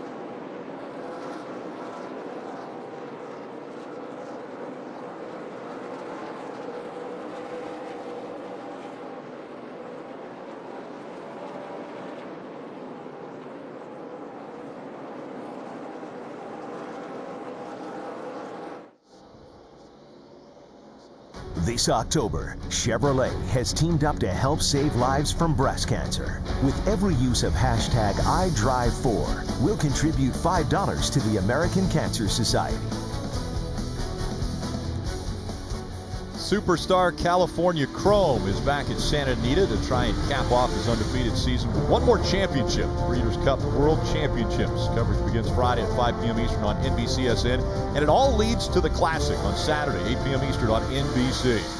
We've got a Classic building here at Martinsville as the 78 of Martin Truex Jr. no longer up front. It's Matt Kenseth that is leading the way, and Kyle Busch has been able to get by Martin Truex Jr. as well. So Kenseth and Busch running 1 and 2. Truex Jr.'s dropped back to 3rd. Logano and Allmendinger the top 5. Truex here, he's obviously learned a little bit about his car on the long run. He's going to be looking for some adjustments to get his car a little bit better. He's obviously fallen off to the 2018. This has been a great battle between the 48 and the 11 for probably 15 laps now. Let's listen into the 11 radio. All right, Chad. This is why I've raced you like I do. That's Denny knowing that the 48's listening, talking right to Chad Canales, letting him know, hey, as we see the 48 getting to the left rear of the 47. A little smoke there. That's for position. That's big damage to the right front of the 48. I don't think it's going to affect the handling, but I think that just shows maybe right front damage. Oh yeah, Jimmy, Sure you got enough. some right front damage for sure. It's caved in a little bit. Haven't seen a lot of smoke though coming out from that right front. So maybe not a lot of tire rub. As long as it doesn't rub the tire, damage here is not going to really alter the way the car handles. But we've actually seen cars drive even better when they start losing fenders. What's interesting right here, you heard Denny Hamlin saying, okay, Chad, now you know why I raced you. He's been under the 48 several laps, but just can't clear him. He tried it again. Now Keselowski is trying to work the outside to get by the 11. It's surprising me that Jimmy's contested this position this hard, considering what's on the line for these guys for the championship. But that's what it's all about. Every point counts. But you see a tremendous amount of respect because Denny Hamlin has yet to make any contact with the 48. He's been underneath him now, as you mentioned, multiple times. He can't complete the pass. And it's great watching this. Two of the best at this racetrack battling lap after lap for one position. But this is the same thing we saw in the last long run. We saw this outside work. The inside's better in the middle, but on corner exit, the 48 just such a launch. The 11 can't keep the position that he gains in the middle. Marty. And Jeff, even as experienced as Jimmy Johnson is here with 8 wins, Earl Barber has been guiding him on the lines that have been working. About 15 laps ago, he reminded him, he said, hey, if you need to use that high line, use it. Jimmy using it to his advantage to the 11, get into him, and Jimmy wave a little bit there. And another thing Chad Canales told Jimmy earlier, he said, I know you gutted it out. When we didn't pit at lap 24, we have an extra set of tires that everyone else does not have. Remember that for later in the race. That could come the advantage. But I don't know about you, I'm kind of shocked this outside is working as well as it is today here in Martinsville. I'm a little surprised the outside is working as well on the exit of the corner. It just seems like Jimmy gives up the middle, moves up the racetrack right here, opens the steering wheel, but he's able to get the power down better than I would expect from the top lane. And I think the reason Hamlin is upset is because he wasn't expecting it either. I mean, when a guy's on the outside of you at Atlanta, well, that's everything. Everything's normal, right? There was the bumper right there. Just hit him. More contact as they go by. Two chase drivers and a lot of contact there. Sparks flying. That's exciting. I was so surprised the 48 contested that hard. But Denny was pretty patient, but finally lost his patience. Chased him down into turn 3 here. No, he's got trouble. The 48's got smoke. Now we're seeing a little bit of tire smoke out of the 48. Was he racing Denny Hamlin a little too hard? There was the bumper. And the 2 thought the door opened up. I don't blame him to try to fill the hole. The 11 couldn't get away. The 48 came down, I think, with a little purpose to try to get to that bumper, the 11. And the caution now comes out. So a restart will be coming. We'll see what happens as far as the 48. How much you have to beat it out, all right? How much damage they will have to work on under this pit stop. I love short track racing. I mean, that's just what it's all about. You know, battling for position, that outside line starting to work. Denny Hamlin saying, hey, you know, that's not how we race at Martinsville. Got upset, moved him out of the way. Yeah, he certainly was patient for a long time. All this stuff you see, Jimmy with the tire rub and so forth, that's not very serious. They can get that out pretty easily. Might lose a spot or two on pit road doing that. but this isn't a serious issue for him. It is lucky for him, though, that he's got this caution to work on it. There's your caution. We got some banners coming loose on the back straightaway. That Goodies. You were wearing a Goodies shirt earlier today, Ashley. Yeah, we came out here today to sponsor some new products. Obviously, the race being sponsored by Goodies. A lot of history here at Martinsville. Free pass is going to go to the 6 of Trevor Bayne again. Earlier I had mentioned that the 10 of Danica Patrick was the first car a lap down, but actually she was still on the lead lap. Now she is a lap down, but Trevor Bayne was in the free pass position, so Trevor Bayne will get the free pass. You're probably wondering why I throw the caution with that sign. Well, what if that came off and got on somebody's grill, made the car overheat? Yeah, so just in the interest of fairness to everybody, throw the caution, go in and fix it. Here they come down pit road once again, and we'll go to Kelly. Denny Hamlin wanted to show Jimmie Johnson that he was not bluffing back there when he made that move. He said he's struggling a little bit with forward bite in the 11 car, but his biggest issue, and he's just tight through the center, so they're going to make an adjustment. 4 tires, Marty. Chad Canals asked Jimmie Johnson what happened. He said, well, it was tight rolling in the center. I got the outside to work, but then the 11 just knocked me out of the way. They're going to concentrate on the right side, get that fender out, and on the left side as well. They may have to pit twice, Mike. Matt Kenseth just completed his stop, 4-tire change, also a wedge adjustment on the left side. He gave up the lead to come down pit road for that stop, Dave. Joey Logano gives up third to come down for a car that was still a little bit tight, but overall much better. He said, I can point the car now. Wedge adjustment for him. They're going to spend a little extra time on pit road, at least the 48. Will Kenseth, Kyle Busch, they hold their positions off pit road.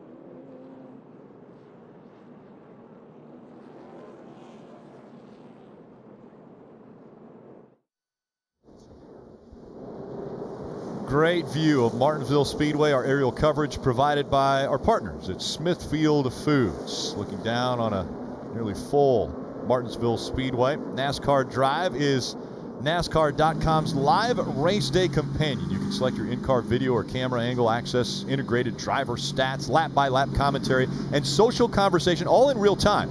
You won't miss a lap when you visit NASCAR.com/drive on your personal computer now. And welcome back to the Goodies Fast Relief 500. Gorgeous day in Martinsville, Virginia. Temperature trying to climb up into the 80s. And such a historic racetrack. The train tracks running just down the back stretch, just off the back stretch here. This racetrack has been active since 1949. And Junior, I know that you're a historian of the racetrack and of all of racing, so I'm sure that a place like this holds a special place in your heart. Oh, we'd love to come here and race. Short track racing, we don't do a lot of it. Very exciting. 2x2, once again, they're coming out of turn number 4. It's Kenseth and Kyle Busch. Kenseth on the outside, the race leader. And once again, we'll see how the teammates work together. Kenseth will be able to slide just in front of the 18 of Kyle Busch, but the 22 of Joey Logano, what will he do? He's got no choice but to race these guys pretty hard on the outside here and hope he can find a hole. If not, even beat the 18. He's going to try to work in here and see what happens. Truex having none of it.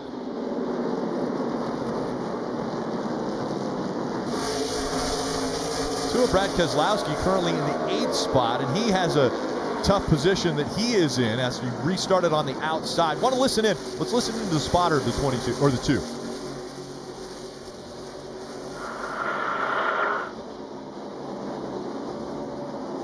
going to be an open behind that 47 when you exit, I think.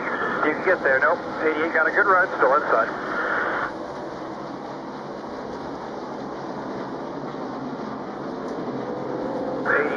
Left corner here.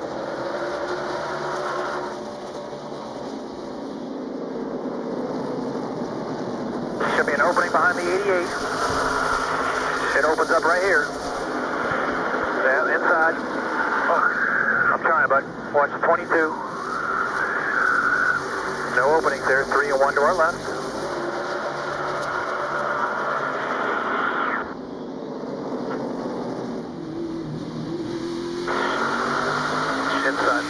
Opening behind the 1, opening behind the 1, opening behind the 1, opening behind the 1. There you go. What a helpless feeling. That was spotter coverage presented by Liberty Mutual. Helping drivers worry less. And when you're stuck on the outside, you got to be worrying. Right, you talk about driver patience. Well, it's also spotter patience. It'd be really easy for a spotter to try to create a hole that's not there, trying to get their driver down. So see, Joey Logano made that hard move. 31, you can see Newman didn't want to let that hole open, but Joey did a good job of getting in there. Once again, the 2's on the outside, this time because the 42 of Kyle Larson moved inside of him. Yeah, the 2 had a plan. He got to the bottom, did what he needed to do. We talk about teammates, and at times, Dale, you've said before how frustrating it can be to try to help a teammate. Well, I think that was the example. The 2 of Brad Keselowski got off turn 2 with a lot of momentum, kind of checked up to allow the 22 in. The 31 of Ryan Newman saw it. He said, nope, not going to happen. Went to the left of the 2 and got him back to the outside lane. Yeah, definitely. The chase creates that type of situation sometimes with teammates. Can be very frustrating, especially for the position Brad was in there.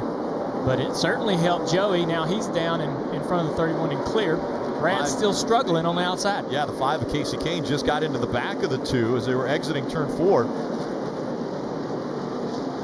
So I mentioned the 2 had gotten to the bottom of the racetrack, which is so difficult to do. But right here off turn 2, he kind of checks up to let the 22 get in. Well, look to the inside of the 2. The 31 knows he's going to check up. Very, very good awareness out of Ryan Newman. Knew there was going to be a run. Pulled to the left, forced the 2 into the corner on the top. Gained the position. So Kenseth out in front. He's led 37 laps now. Kyle Busch running second. Martin Truex Jr. is third. Denny Hamlin fourth. 4 Toyotas up in the top 4 positions right now. Fifth place is number 88, the man with 9 clocks, Jeff Gordon, quietly making his way up toward the front into good position here. Still, though, those Toyotas, they've got a pretty good lead on them. And Junior, last year, maybe one of the greatest celebrations I think we have seen in quite some time when Jeff Gordon got the win here. May have been the most excited I have ever seen him after a win. Yeah, well, they had gone all year without one, and they were still in great position to win that championship, and that win catapulted him into Homestead with a chance to win the title. But he loves racing here. This is one of those tracks where this is a driver's track. You feel like as a driver when you race here that you really can make a difference from behind the wheel. As much as the car is important and the team and crew, the driver feels like he is a big part of what happens here and the success you might have here. I remember when I won my clock, it was as if I'd won the Daytona 500 again. I mean, it's so hard to win here. The clock is such a unique trophy. All those drivers out there want to get one of those clocks. And that's the key. The fact that it is so difficult here. That's why you cherish it so much. The history, the heritage, how difficult it is, all those things make you want that clock in the worst way. And remember, Rick, a win and you're on to Absolutely. Miami. And I think no one knows that better than that 11 of Denny Hamlin. He has to look at these 3 races of this round of 8. He has to see Martinsville as his best opportunity. Was caught speeding, stayed patient. You saw him put the bumper to the 48. I'm sure he doesn't want to race that way, but it's time to go. And his 2 teammates, Matt Kenseth and Kyle Busch, they better look in the mirror, Jeff. They better start making some adjustments because they don't have cars right now to keep up with the 11. The other thing everybody has to be looking at is the upcoming races. You look at Texas, Jimmy Johnson has been unbelievable at Texas. Then you look at Phoenix. Kevin Harvick has been unbelievable at Phoenix. It would not surprise anybody for those 2 drivers to win those 2 races. So this may be your best opportunity. Yeah, the 6 other drivers might be thinking this might be the only opportunity we have of winning a race to be able to advance. And the 48, we saw the 48 have to come down pit road. They had to do a lot of work, went way to the back. He's worked himself up to 19th now, but coming up through there is never easy. See, coming off the corner, gets off the bottom of the racetrack, gets into the side of the 43. It's hard contact again. So again, see right here, he's on the very bottom. When he leaves, he's not on the bottom any longer, gets into the side of the 43. So continue to bang that car up. Marty.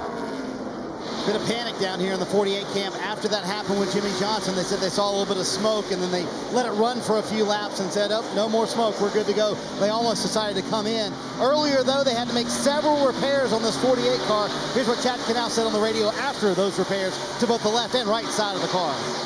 Have we heard it, do you think? I don't know. You might have a better perspective from me. To me, it's been the same. Yeah, I mean, we haven't really done much. We haven't passed anybody or really done much. So feels like the same in here. All right, the car's fine.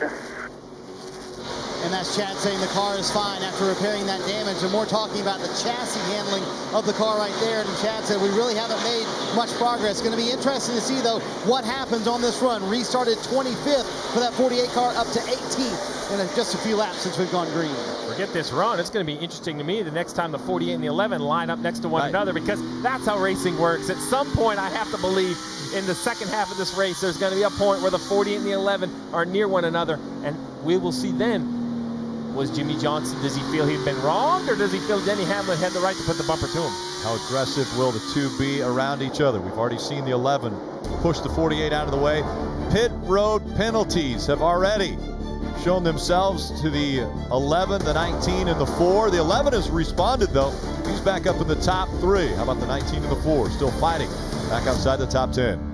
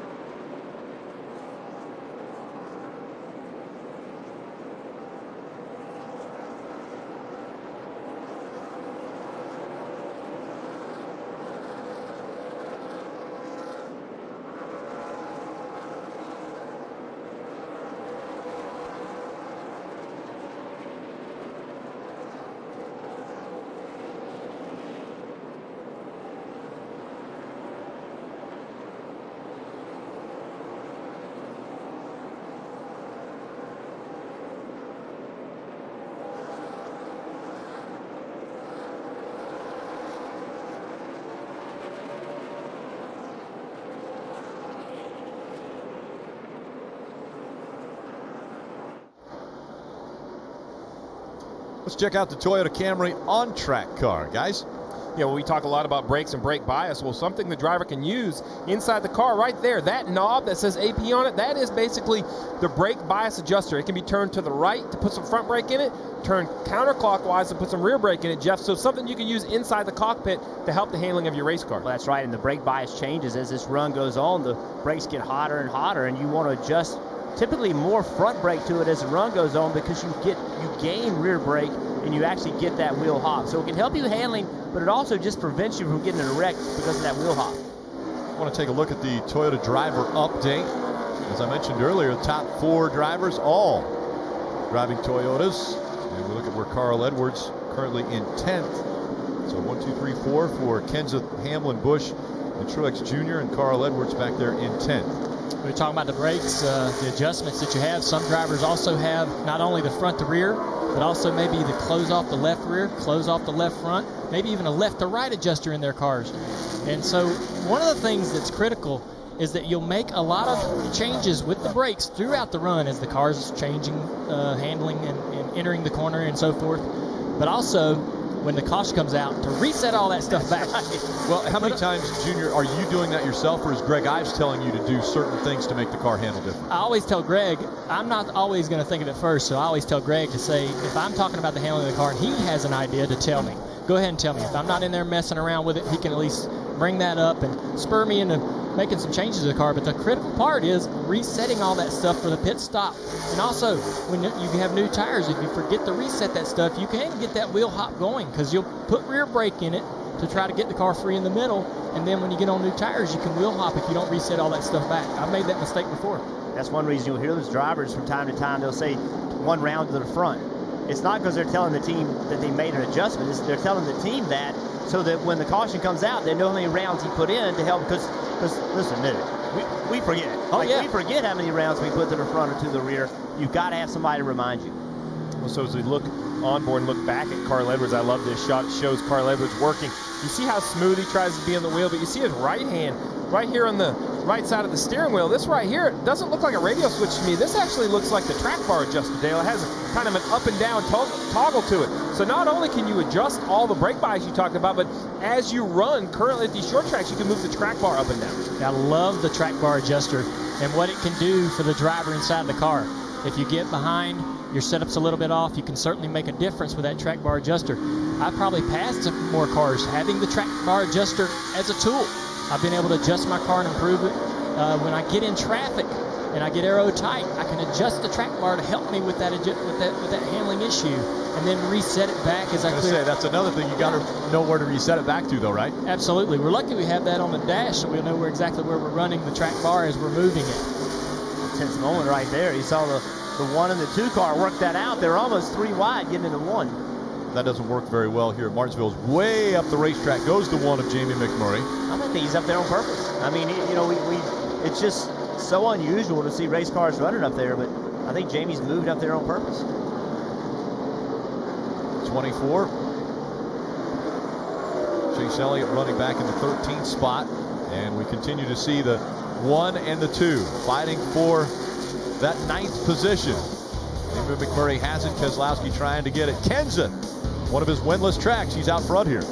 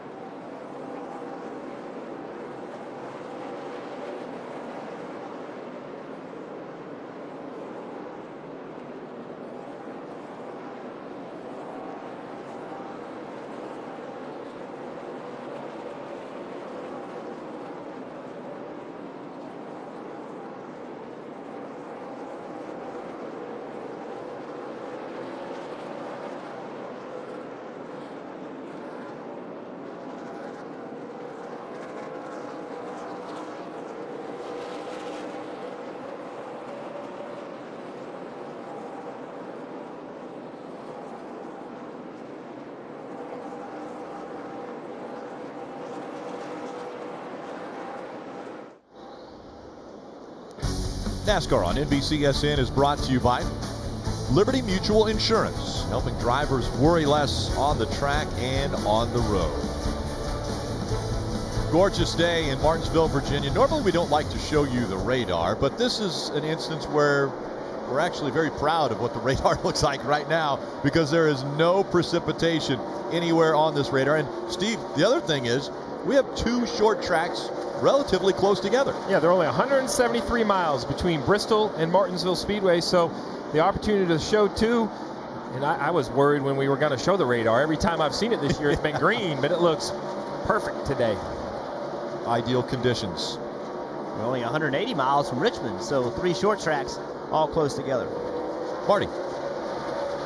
Rick, the next car for Matt Kenseth to put a lap down is chaser Kurt Busch. They have struggled with that 41 car all day long. And here are just a couple of statements he's made about the car. The car is numb and does nothing. He said it's like there's no sway bar in the car. And the last statement was, I cannot hang on to this thing any longer. He also said we have two fender rubs now that are a little disconcerting to this race team. Jeff, we talked for a while about how consistent this 41 team has been in this chase. In fact, their worst finish is 15th so far in the chase, and they've relied on that consistency. Well, we've also talked about their lack of speed, and they did not expect for Martinsville to be a racetrack they would struggle at. They thought it would be Texas next week where they might struggle a little bit, but clearly the 41 needs to pick it up a little bit and in danger here of going a lap down. Yeah, they've done a really nice job of managing the situation in the chase so far, but they just haven't had the speed.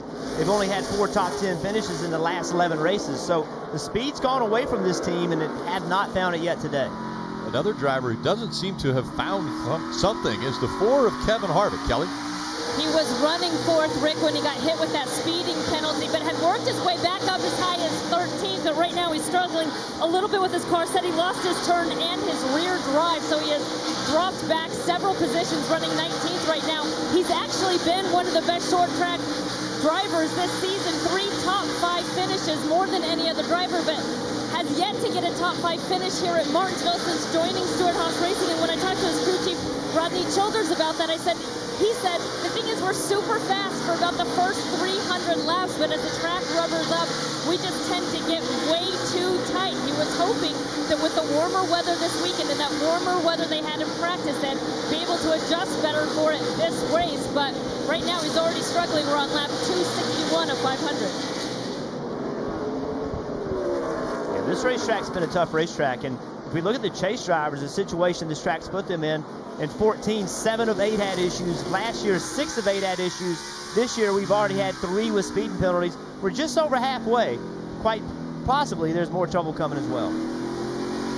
You're right, just over the halfway point, 261 laps complete, 239 to go, and Kurt Busch in the 41, looking like he might be going a lap down here soon as the 20 of Matt Kenseth looks to the inside. Well, we talk a lot about companies, and we talk a lot about the Joe Gibbs cars running towards the front.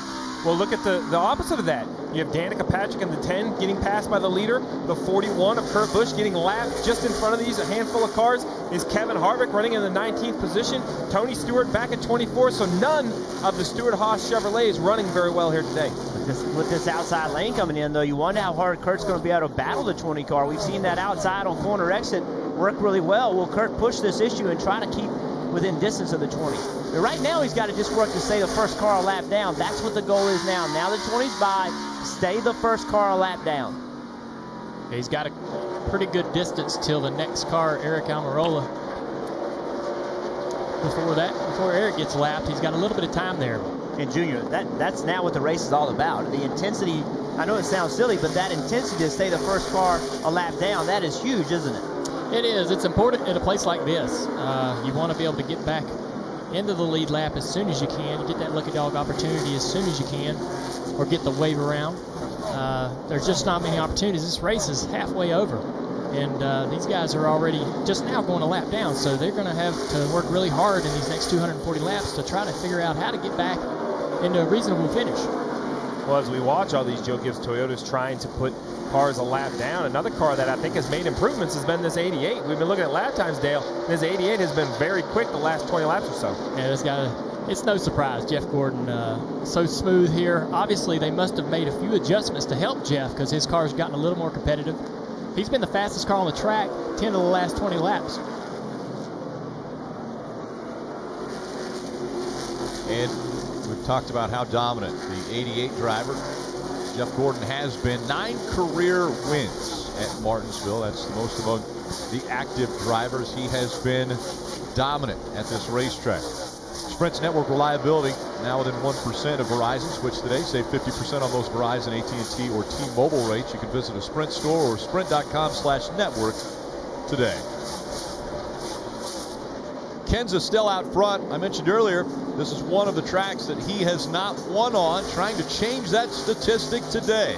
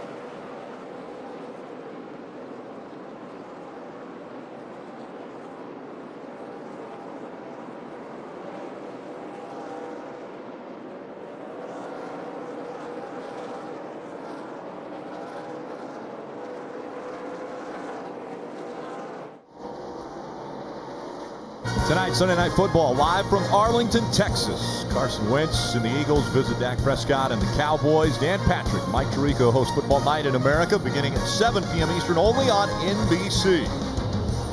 Welcome back to Sprint Cup Series Racing in Martinsville. This telecast presented by NASCAR Heat Evolution. Marty. Rick, can you imagine being in Jeff Gordon's house when it strikes noon? He has 9 grandfather clocks, trying to add a 10th to it, and he's been awfully quick, as you guys were mentioning a moment ago. Today is his 805th career start.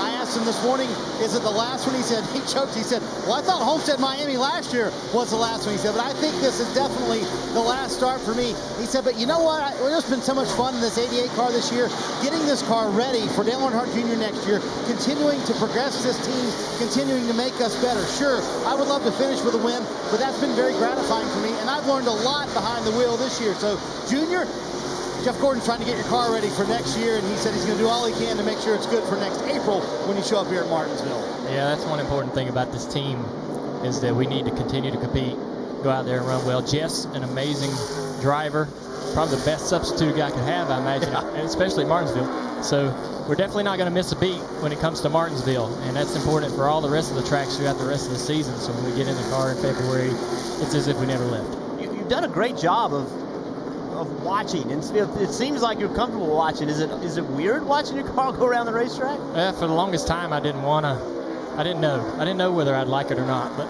I can't stay away, and I obviously want to be here with Jeff's success opportunity that he may win this race, to be able to see my guys enjoy that. We got a big group of guys. This whole situation's been challenging for the team. So for them to get a win, it's like when you get knocked out of the chase early. If you can get a win late in the race, it's a big boost to the morale of the team going into the off season. So this would be great for these guys if they can get a win here or at any of the remaining tracks on the schedule.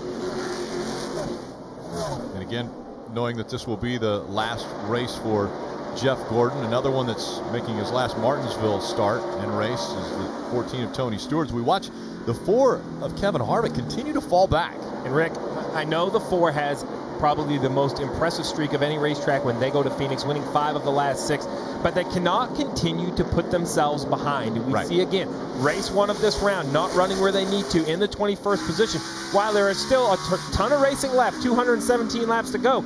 Jeff, at some point, they're going to put themselves in a hole they cannot dig out of. Yeah, that's right. You can't keep making those last race comebacks. It will catch up to you.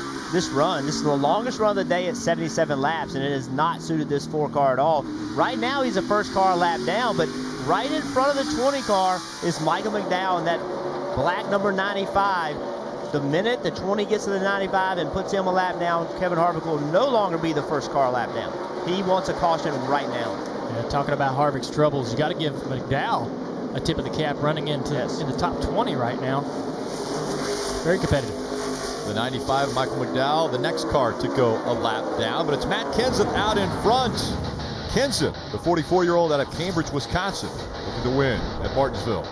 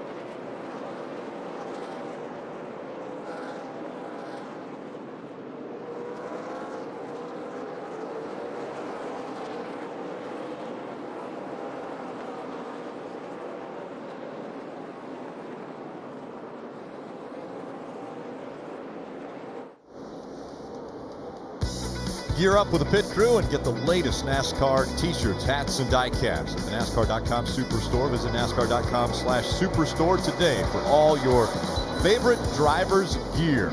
Welcome back to the Goodies 500 from Martinsville Speedway. We're just watching this battle here for the lead. I thought that Matt Kenseth was moving over to let the 11 car by, but actually he's just trying to protect his position. So this is a true battle for position here for the lead of the race. Old 20 cars trying to get around these lap cars, still trying to lap Michael McDowell. Harvick still the lucky dog. Mears goes a lap down here. That'll make him the lucky dog. So Mears has to battle right here. People say, well, he's a lap down. Why is he fighting the leader so hard? It's his race too. It's his opportunity. This racetrack belongs to him just as much as it does the leader.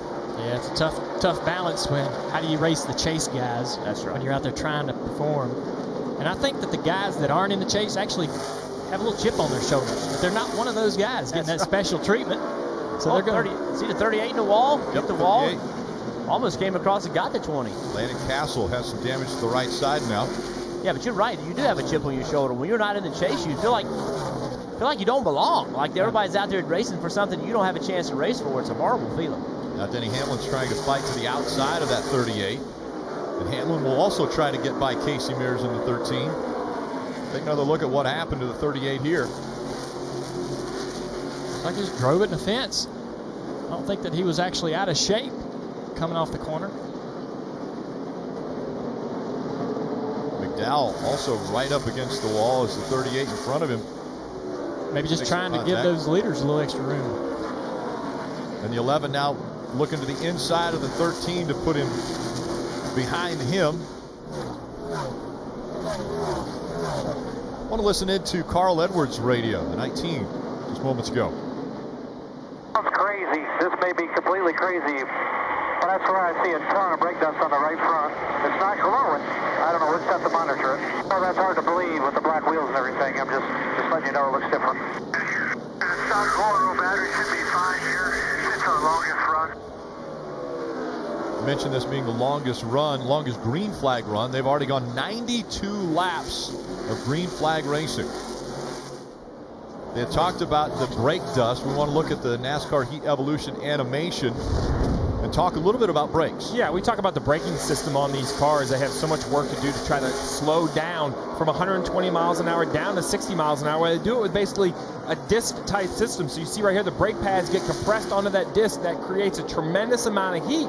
And that heat is designed to dissipate through the rotor, Jeff. As that rotor spins, it pulls the heat out of it, but unfortunately, it puts it into the wheel and into the tire. That can be a concern. It can be a major concern, and I can tell you all the crew chiefs and the drivers are worried about it right now on this 94-lap run because that heat goes directly into the sidewall of the tire, and you can actually melt what's called melt the bead. The tire actually melts where it attaches to the wheel. Went big smoke from someone, wasn't sure who that was from, but that it can actually melt the tire, and the tire blows out, and obviously that's a major problem. Seen a lot of smoke out of the 3 of Austin Dillon. Left rear tire rub.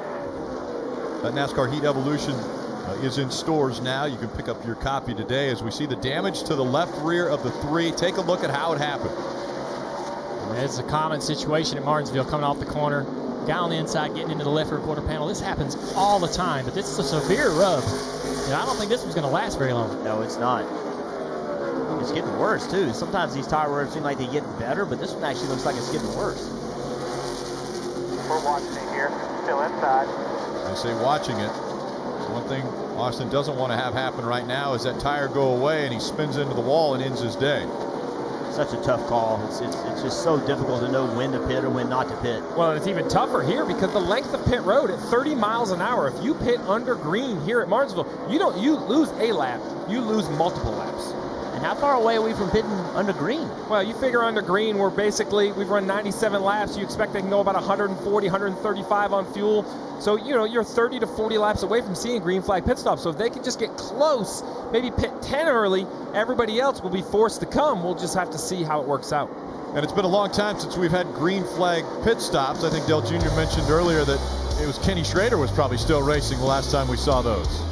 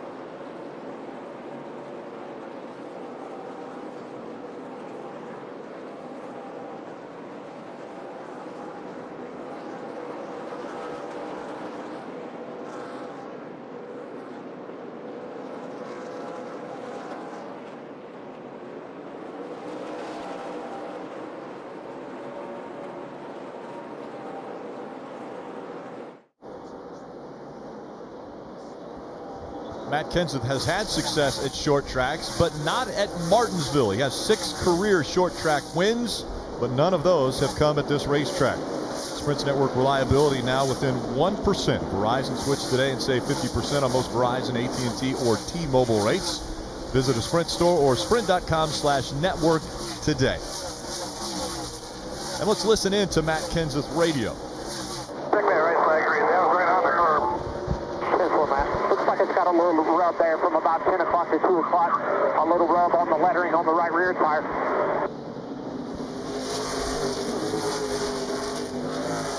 All right. Talking about a little bit of tire rub, potentially on the right rear. Yeah, I've seen that damage has been there for quite a while. I don't think this is a real issue for the 20. It's definitely tight on that quarter panel.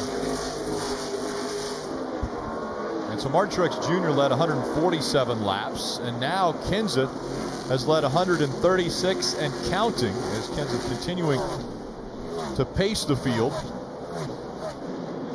And we had talked a little bit as we take a look at this little bit of contact here between Kenseth and Ryan Newman. Talked a little bit about the possibility of green flag pit stops.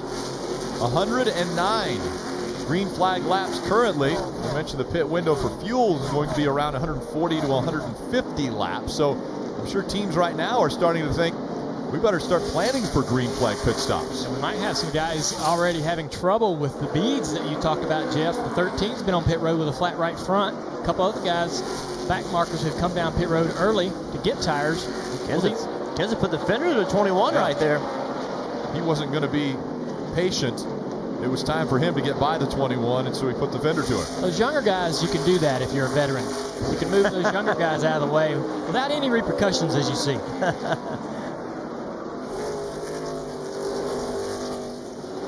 Let's take a look at the McDonald's all-day pit strategy. Well, Jeff, you and I are up here and we're discussing what are the options for pit strategy here on a green flag pit stop. We don't see them very often. Should they short pit? Normally at a big track, we say, yeah, come to pit road early, get your tires. You're way faster on the racetrack. But the risk of a caution coming out here and losing multiple laps, I think is higher than coming to pit road. Risk versus reward. Kevin Harvick, Kurt Busch, both struggling. Kurt Busch 23rd, Kevin Harvick 20th. Could they come in, pit early, take a lot of speed, get themselves back in the lead lap? If no caution comes out, that'd be a great play. But if the caution comes out, it will end their day and perhaps put them in a hole they can't dig out of for the rest of the championship. Both of them currently a lap down. As you mentioned, Harvick running 21st, a lap down. Kurt Busch running 23rd, also a lap down. Well, he's getting to go 2 laps down. So, you know, this is getting to the point where they're going to have to do something. They're going to have to, they've gotten through this chase by being consistent and by doing all those small things right. But this speed that they've lost is really hurting them in this racetrack. So his crew chief, Tony Gibson, is he going to have to get out of his comfort zone and do something he would not normally do, and that is pit early?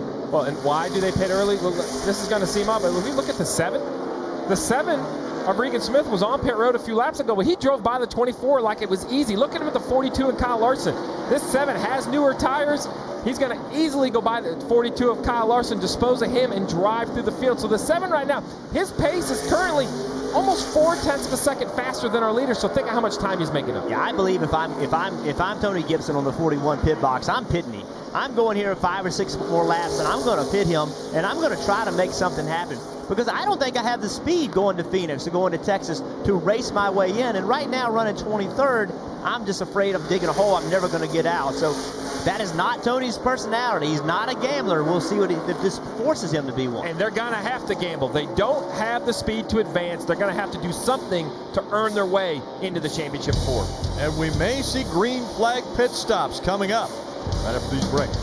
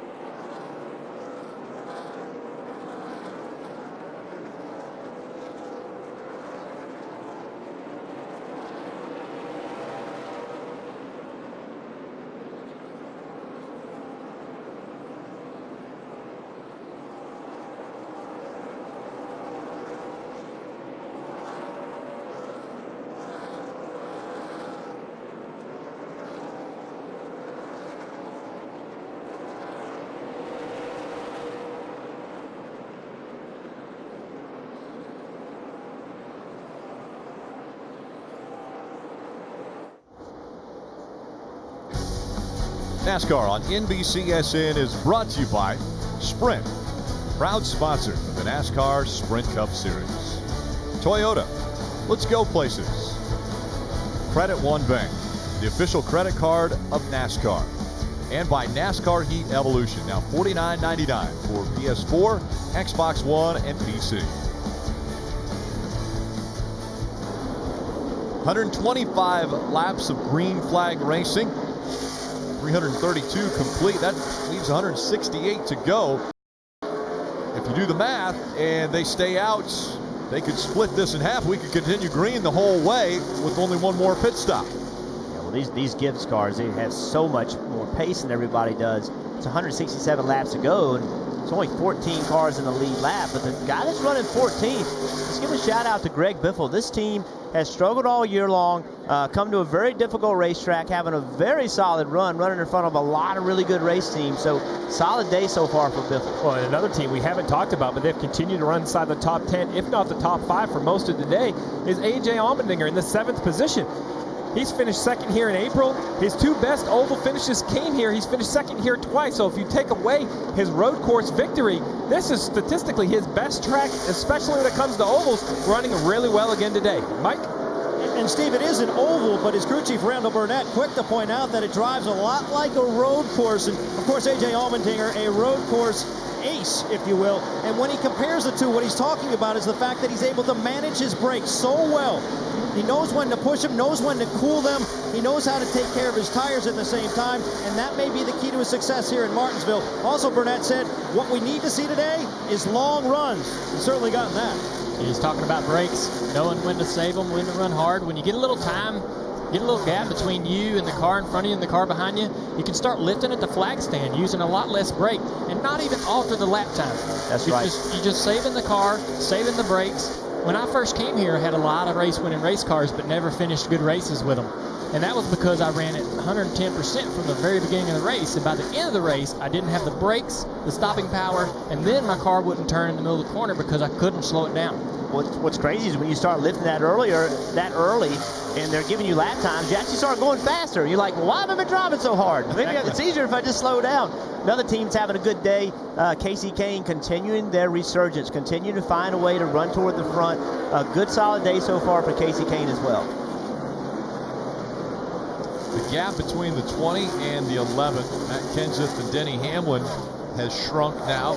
It's about a half a second separating the two. And his teammate Kyle Busch in third, he's right there. These 3 cars really have been on the same straightaway this entire run.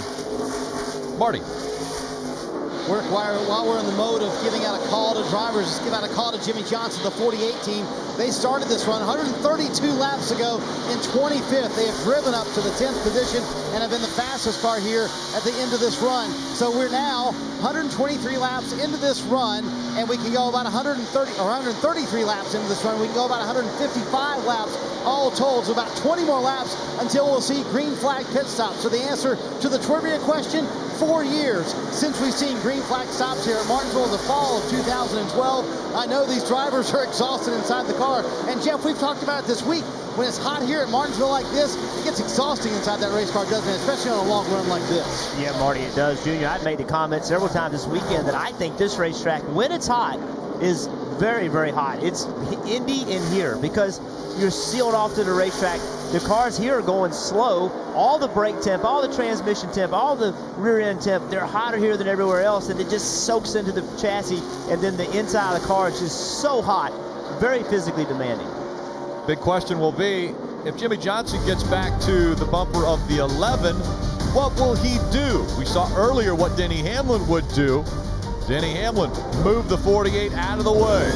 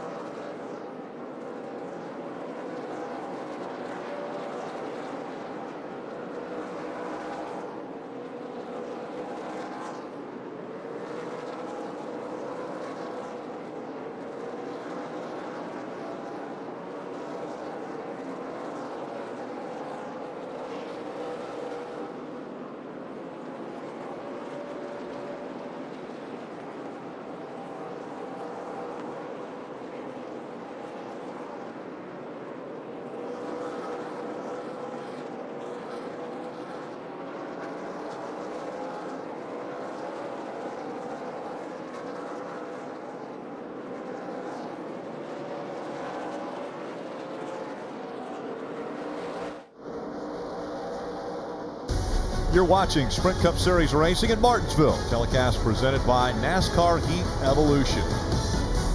Kenseth, Hamlin, and Kyle Busch. 3 Joe Gibbs Racing drivers that have almost looked as though they know exactly what the other is going to do. Kenseth and Hamlin, Kyle Busch, all running in the top 3 for most of this race. Jeff Gordon holding on to the 4th spot, Martin Truex Jr. in 5th. Good battle for the 4th position heating up here between Jeff Gordon and Martin Truex Jr. Yeah, these guys really haven't lost a ton of time over this long green flag period. You expect the gaps to change a lot more, but Jeff's car is pretty competitive compared to the other Toyotas. We've seen the 78 be very fast all day long, so this is no surprise, but Jeff's car seems very competitive as well. Just behind them, Brad Keselowski is also in closing in on this battle with a competitive car too. So even though we're seeing the top 3 Gibbs cars, it looks choreographed how they're running. It looks like it's so easy. There's a couple guys back here behind them that I think still have a shot at upsetting this brigade. Well, I would add Jimmy Johnson to that list. Restarted 25th after that issue with the 11. They had to have a long pit stop to beat out the fenders, and he's driven all the way to the 10th position, closing in on Carl Edwards for 9th. So while it's easy to forget about a car like the 48 with 147 to go, they better keep that on mind. And it seems like we have the first car coming to pit road. The 42 of Kyle Larson has hit pit road. It looks like all the tires are up, so this must be a scheduled pit stop for the 42 of Kyle Larson. I believe green flag pit stops are getting underway here as the 16 of Greg Biffle also has come to pit road, and a great battle heating up here, the 78 and the 88. And the 4 car just hit pit road. Kelly. And Kevin Harvick struggling on that last long green flag run. He said he went through his right rear tire too quickly. He said it's just flat back there. He also said that he is tight through the center. We'll see what 4 fresh Goodyear tires do for Kevin Harvick. 88 locked his tires up coming to pit road. May have been coming in a little bit hot. Dave. Here comes Joey Logano running 8th on this run, fell back a couple spots, picked up a couple spots. Mainly during this run, he said the car has been turning well. I just need more help with the drive off. You can see the slow pit road speed here for safety with all these pit crews working on these race cars. Now he finally rolls into the pit stall. He'll get 4 tires, an air pressure adjustment, and a chassis adjustment, Mike.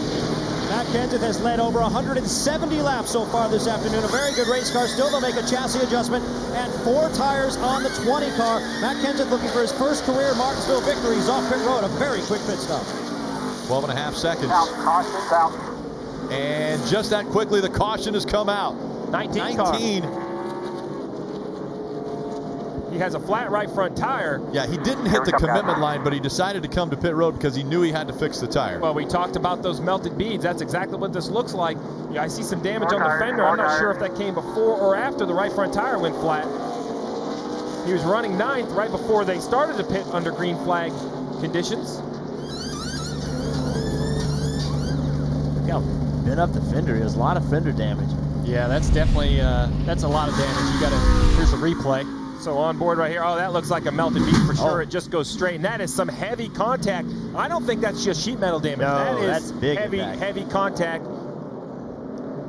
And again, Carl Edwards, one of the chase drivers, now having an issue. His teammate Denny Hamlin was speeding earlier on pit road. Now Carl Edwards with this damage. You see, yeah, the sparks coming out of the right front.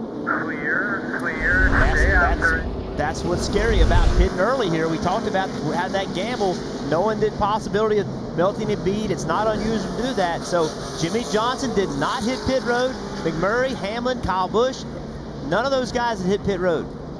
That's such a helpless feeling getting into the corner like that when the right front blows out. So they're working on the 19. The one thing that the drivers that came to pit road will have as an option is the wave around. Everybody is going to have to, if they hadn't come to pit road yet, everybody's going to have to come to pit road just because of fuel. And of course, that was the longest green flag run that we've had here for quite some time. So they'll all be coming to pit road. The wave around is going to come into play. The wave around absolutely is going to come into play. The big winners in this whole situation, AJ Allmendinger, he's going to come wherever he comes out. Perhaps if he beats him off pit road, he'll be the leader. The 48 behind him, he's in second. McMurray, the 1 car, also in great shape. Then you have to go all the way back to Denny Hamlin, who's already serviced his pace or his car. He's going to end up taking the wave around. Perhaps it's going to come down to where the caution car is and where all these cars are scored versus the cars that have already pitted. The 11 is on the lead lap. So is it Kyle Busch, so is it Matt Kenseth, but they're behind some of the other cars, so we're going to have to let pit road open, let the field cycle through, and then we'll be able to explain who takes the wave around and who does not. And typically in NASCAR in this situation, they'll wait a little bit. They'll try to get it sorted out before they open pit road, get things in order, and then open pit road. 19 car going behind the wall. As you mentioned, Steve, that was big damage. Yeah, two guys that really suffered for this yellow that were actually on the lead lap before they pitted. Casey Kane and Chase Elliott are now 2 laps down. So when they take the wave around, that's right, they're only getting 1 back of the 2. This is big implications right here. Now this puts, right now that Carl Edwards and his team, they're almost going to have to go and win one of the next 2 races if they're going to advance. Again, only one driver potentially would get in based upon points into the championship 4 if during these 3 races you have a chase driver win. So the other big issue you have right here is, let's look, we have Allmendinger, Johnson, McMurray yet to pit. Big break for them. But there's other cars that have pitted, huge break. Denny Hamlin in 4th is all the way back here. You see him coming into screen now. He will be the leader of the race because the cars in front of him will come to pit road. The 11 and the 18 will stay on the racetrack. They will assume the race lead. Everyone in front of Denny Hamlin 1 lap down can take the wave around. So big break for Jimmy Johnson, also a good break for Denny Hamlin. But if they take the wave around, they're going to have to be at the back of the field. And here at Martinsville, if you restart at the back, you're in jeopardy of going a lap down a lot quicker.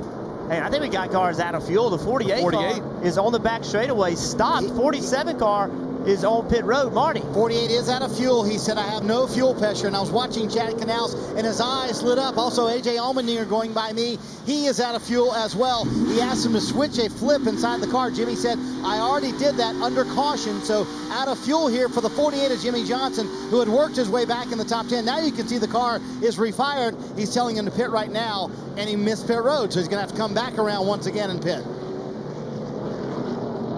And the 48s was racing around one of the safety vehicles that was on the track, and I think that was probably the reason why he couldn't come to pit road at that time. So are you blue on 2 now, and if fuel pressure came back? Yes, I'm solid 76. Turn 2, you want him in? The problem is pit road. Fuel max. Pit road is still closed. They don't want to be on pit road while pit road is closed, but if you run out of fuel again, you're going to be in big trouble. So these teams implement a strategy in their fueling system. You see there's still some confusion on the radio with the 48. Chad and Jimmy are trying to diagnose the issue.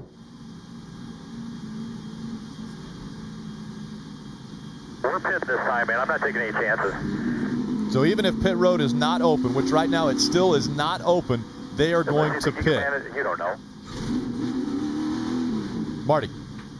Chad Canals has told him to pit. Jimmy just said, I'm managing it well as the best I can inside the car. He said, I think I can manage it here. I made a mistake inside the car. It's my fault. They have a reserve switch. They can flip a reserve switch and get a little more fuel inside the engine. And he has told Chad Canals now, I think I'm fine to be able to come in. Chad's not happy with NASCAR. That's what he was saying. He's like, pit road should be open by now. That's his issue with things. He thinks pit road should be open and the 48 should be able to pit with an open pit road. You see Jimmy trying to manage that fuel situation inside the car, shutting off the car when he can, trying to keep pace car speed as well. Yeah, we talked about it. The reason pit road's not open is because NASCAR wants to sort this scoring situation out before they open pit road. And I think we have another car out of gas. A 13 of Casey Mears has slowed to a stop getting into turn 1. He might be waiting for cars to go by, though, if NASCAR is telling him a position to be in. We'll see if he gets to roll at all. He does not.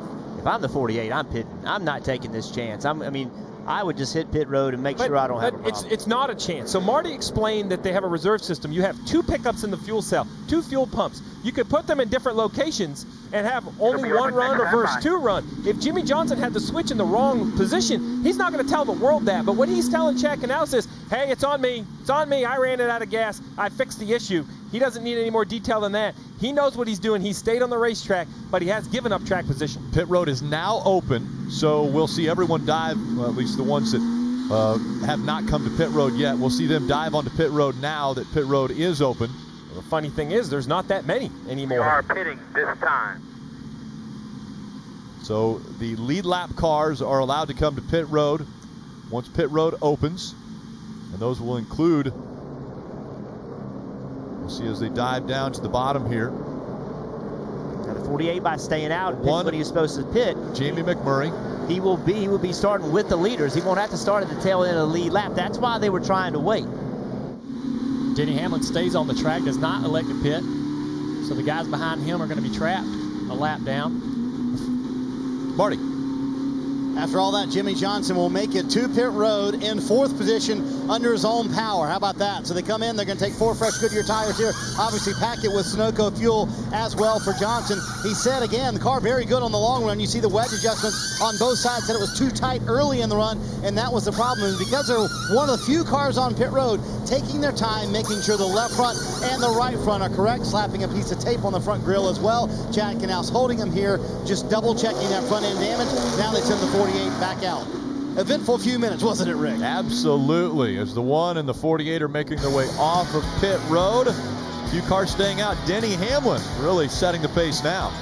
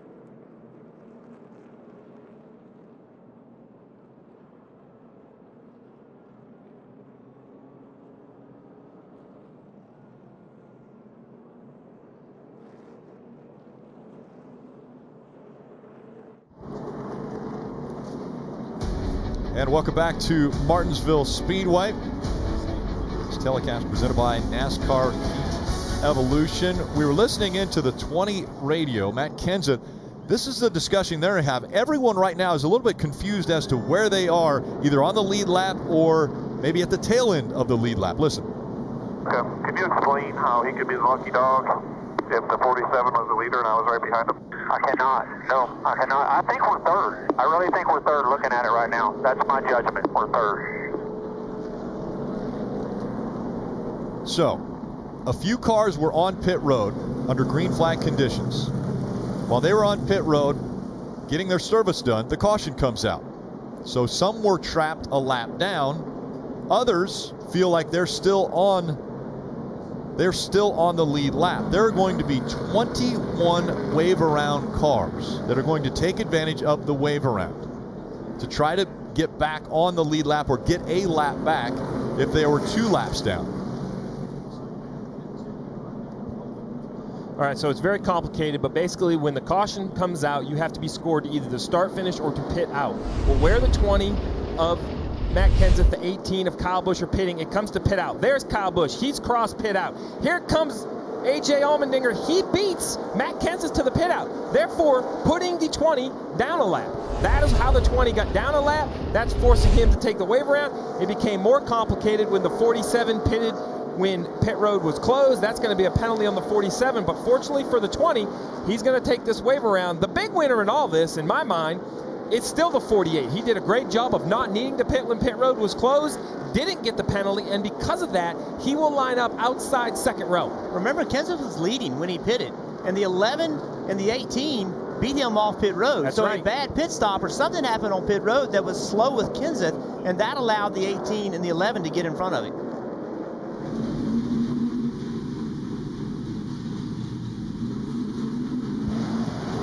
Chase continues next weekend on NBC at Texas Motor Speedway. The Xfinity Series returns to the track Saturday. Coverage begins at 3:30 p.m. Eastern. The Sprint Cup Series moves to race 2 in the round of 8. Coverage next Sunday starting at 1 p.m. Eastern on NBC. This lap is being done without the luxury of pace car, at least a portion of it. Pace car had gone to pit road expecting the restart there. So it's very complicated because cars are in different positions. There's lap down cars in the way, but here's the simple fact. You have Denny Hamlin, Kyle Busch on the front row, Jimmy Johnson, Jamie McMurray in row 2, and then there are lap down cars. But if you look at the scoring, Matt Kenseth is in 5th, Jeff Gordon in 6th, Truex 7th, Keselowski 8th, Logano, another chaser in 9th, Larson and Allmendinger round out all the cars in the lead lap, but they'll be starting back of the pack behind lap down cars. NASCAR still doesn't like the lineup. The pace car is pulled off the racetrack, but NASCAR is waving to start off because they still don't like the lineup. You can see some lap down cars are up in front of some lead lap cars. They've just got to get it sorted out. So here's how it works. Lead lap cars line up first, then lap down cars, then the free pass car, which was the 88 of Jeff Gordon. Then behind him, at the tail of the field, should be all of the wave around cars. The problem is that's very, very confusing, and it's important. So you see Jeff Gordon right here in the 88 trying to get forward a row because he was the free pass car. He should line up there. They got to get the 78 in the right position. Jeff Gordon says, no, this is where I need to be. The 78's trying to get in. And I applaud NASCAR for leaving the pace car out. Oh, yes. You can't create a point system where 3 races determine who goes for the championship, and with 127 points to go, there could be no question mark whether these cars, it's not just about the winner. You have to make sure everyone in the field is lined up where they need to be. Points are so important. Steve, seriously, let's let the guy who's most recently been in the car explain to us how this whole rule works. Junior, go ahead and tell us why all this is happening. Good job. I'm kidding. I agree with Steve that NASCAR's doing the right thing here, taking the time to let this get all sorted out. And the drivers agree with it as well. When this doesn't happen, when we don't like the lineup and NASCAR allows it to race, the drivers all are going to complain afterwards. Absolutely. So I like the fact that they're going to get it sorted out, get this thing correct before we go back to green. There's too much at stake here. Well, and I think the 20 right now, Matt Kenseth, they're still frustrated because they thought they were 3rd. And so having to take the wave around, he's still not giving up positions, and he was a wave around car. Yeah. Well, these guys, so NASCAR's telling them where to go. I mean, right now, NASCAR is talking, the spotters are listening, they're saying, okay, 20 car, you should be the 4th car on the outside. So you're getting instructions, but NASCAR has to sort it as well. But we talked about the 20 car, came on pit road the leader. You see the guys he was racing 2nd and 3rd, they're on the front row. The difference was the 18 car was 2 seconds faster on pit road than the 20 car was. That's the difference between being on the front row and being back in 8th place. While they're shaking all this out, let's go into the garage and Mike Massaro. And with a championship perhaps weighing in the balance, the entire Joe Gibbs Racing team, including members from Carl Edwards, Kyle Busch, and Denny Hamlin's team here in the pits trying to work on the 19 car. Heavy damage to Carl Edwards' machine on the right side from nose to tail, not just body, but also chassis parts. They've made some adjustments. As Carl sat in the race car, they're ready to roll him back out on the racetrack, trying to lose as few laps as possible and gain as many points as they possibly can here today. Carl did say to his team over the radio as he sat in the car, he said, hey guys, keep your heads up. We'll go win in Texas. Rick, we talk about opportunities and things that have to fall your way. Well, nothing is more evident to me than the difference between the 48 and the 47. When the caution came out, the 47 was the leader, the 48 was in 2nd. They both ran out of gas. The 48 of Jimmy Johnson stays on the racetrack, does not pit when pit road is closed, does not incur a penalty. He lines up in the 3rd position. Look how far back we have to go to get to the 47 of A.J. Allmendinger. He pits when pit road is closed. He's only in 10th in scoring, but because of the penalty, he has to line up at the tail of the entire field, all the way at the back. Such a big shift, Marty, between 2 different tails of running out of gas, the 48 versus the 47. Well, and Chad Canals is saying the 47, while serving that penalty, still should be on the lead lap. And in his opinion, the only cars on the lead lap should be the 48, the 47, and the free pass car. He has asked NASCAR several times, I do not understand why these guys pitted under green, we pitted under caution, and they're ahead of us. He said it does not make any sense to me. He said it at least 4 times on the radio, politicking his case right now. I'm not sure he's going to get anywhere with NASCAR, but that's his point anyway. Well, I think I could show Chad Canals. It's really simple. The caution came out when they were on pit road, so everyone in the field slowed down. So let's go back to the pit out camera. The 47 is the leader. Here's the 18, off pit road, on the lead lap, before we see the leader of the 47 get to that line. The 11 and the 18 came on pit road. Jeff, you said it 3 times. Came on a pit road, serviced their cars faster than Matt Kenseth, faster than everyone else. When the caution came out, the leader slows down. That allows you to be on pit road a little bit longer. That saved the lap. So I understand Chad's confusion, but that camera shot convinces me NASCAR has it right. Denny Hamlin, Kyle Busch should be the front row. Because the 47 wasn't right behind the Gibbs cars when they pitted. There was a huge gap. Right. There was a huge gap from the 47 to the Gibbs cars. That made that, and then when that caution came out, that's the difference between them being in the lead lap and not being in the lead. And when the caution come out matters, because remember, Rick, what happens is you lose 2 laps when the leaders are running 20-second lap times. But when the caution comes out and they run a 35 or 40-second lap time, that is where you gain all of that time. We're going to take a quick break as they sort it out. We'll be right back for the restart.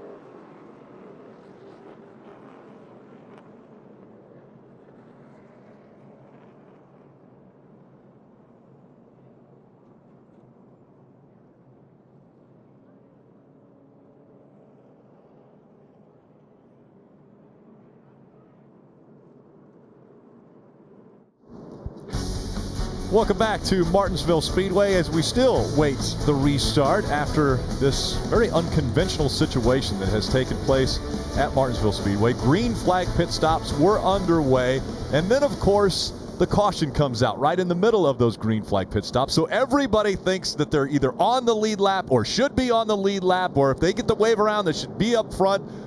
It's all getting cycled out. Everybody's going to figure out exactly where they're supposed to be. But obviously, the drivers want to make sure this is right before this restart goes. Yeah, the drivers and teams are going to argue their point, but NASCAR's up here trying to figure all this out themselves. They have to get this right. You know, you can't make this mistake of getting it wrong this late in the season with so much on the line. And this isn't guesses. You know, they have a lot of computer technology. It's not guesses that they're making, but they have to make sure it's right. And I applaud them for just stopping and saying, okay, let's get it right. Because if you get it wrong, you could have championship implications. Well, it's a complicated puzzle, Rick, because you have to figure figure out, A, who the leader is. And I think they can determine that the 47 was the leader.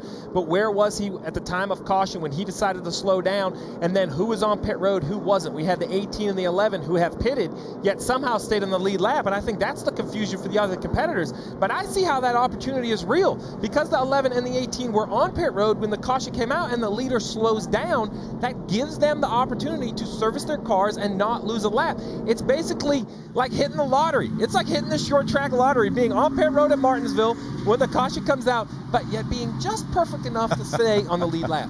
Yeah, and we focus on the chase drivers. We focus on the drivers that have a chance to win the race, but these positions matter to everybody in the race. And so they don't just have to fix it for make sure it's right for 5 or 6 or 7 people. It's making sure it's right for everybody that's still on the racetrack, and it just takes a certain amount of time.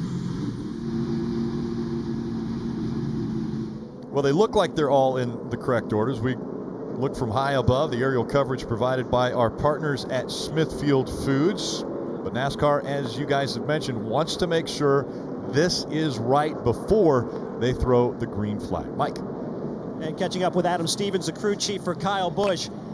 Can you make heads or tails of what's going on here? I can promise you the front row is correct. Beyond that, it's up to the guys in the booth and the guys upstairs.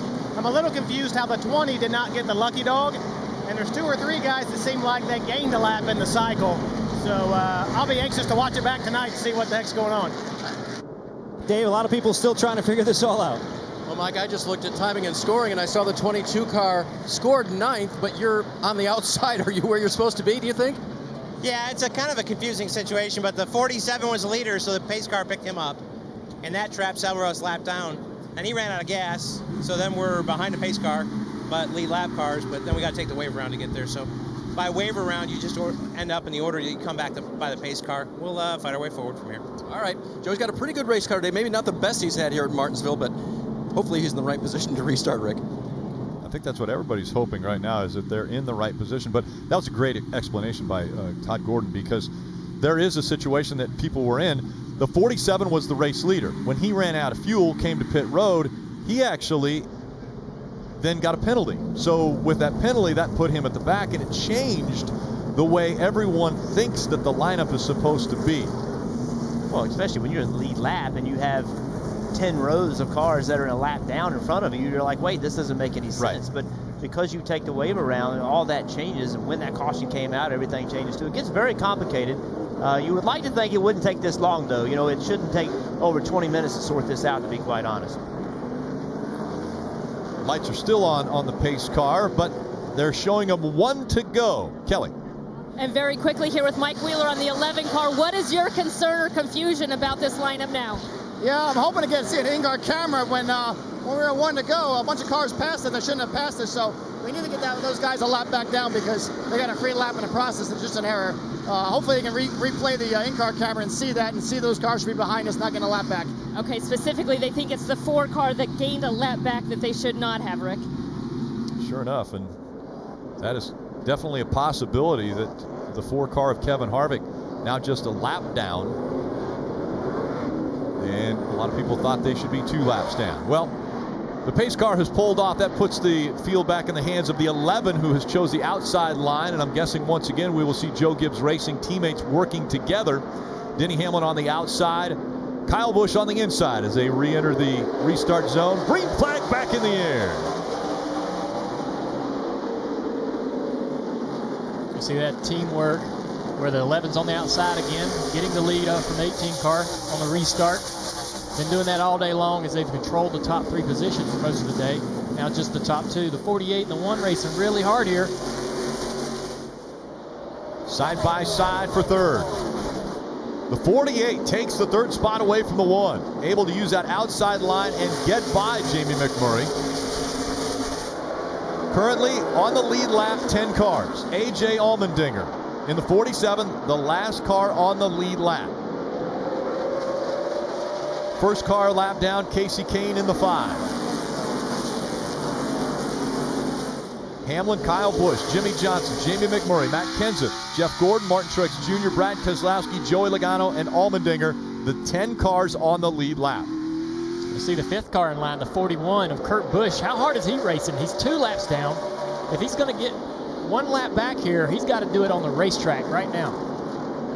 He's going to have to fight for that position and fight by the 4 other cars in front of him. As we see the 48 make an aggressive move going into turn number 3, and he's going to take second away from the 18. Well, Rick, you talked about it. We've talked about patience. We've talked about aggression. Well, I think it's time for aggression. With 110 to go, only 10 or 11 cars on the lead lap. Jimmie Johnson wants to punch his ticket to Miami. He's going to have to go out and beat Denny Hamlin, probably the next best car here at Martinsville. Yeah, but now Kyle Busch, who was sitting there running second, he has them lined up underneath him. He's going to have to fight to try to find a way to get to the bottom. If not, he's going to go way back. Right there, there's his opportunity. You guys remember the 48 has fought his way through the field a couple of times. You see Matt Kenseth trying to get underneath Kurt Busch, who's 2 laps down. The 48 now also, though, has caught the 11 car. Going to be interesting to see how they race each other. Remember, they had a little run-in earlier in the race. Will that play a factor later in the race? We'll find out. Great point, Marty. Again, we saw the 11 move the 48 out of the way very early in the race. Will the 48 remember that and maybe use the same move when he gets to the back bumper of the 11? I don't think we have to question if he remembers it. The only question is he going to return the favor? Well, there's Jamie McMurray. Remember, Jamie McMurray ran second here last year to Jeff Gordon, had a shot to win that race. So will Jamie, who is not in the chase battle, they just turn their year around. So we'll see how aggressive Jamie gets. I wonder if the pace is just a little bit fast for the 18, faster than he wanted to go. He's fell back in line behind Jamie and seems quite content and comfortable to be right there with still 107 laps to go. 107 to go. The 19 back out on the racetrack. We saw him going a little bit slower. Dale Earnhardt Jr., thank you so much for joining us. We really appreciate you being up here in the booth, and enjoy the rest of the season. Thank you, buddy. I appreciate it. Thanks for having me. We go NASCAR nonstop.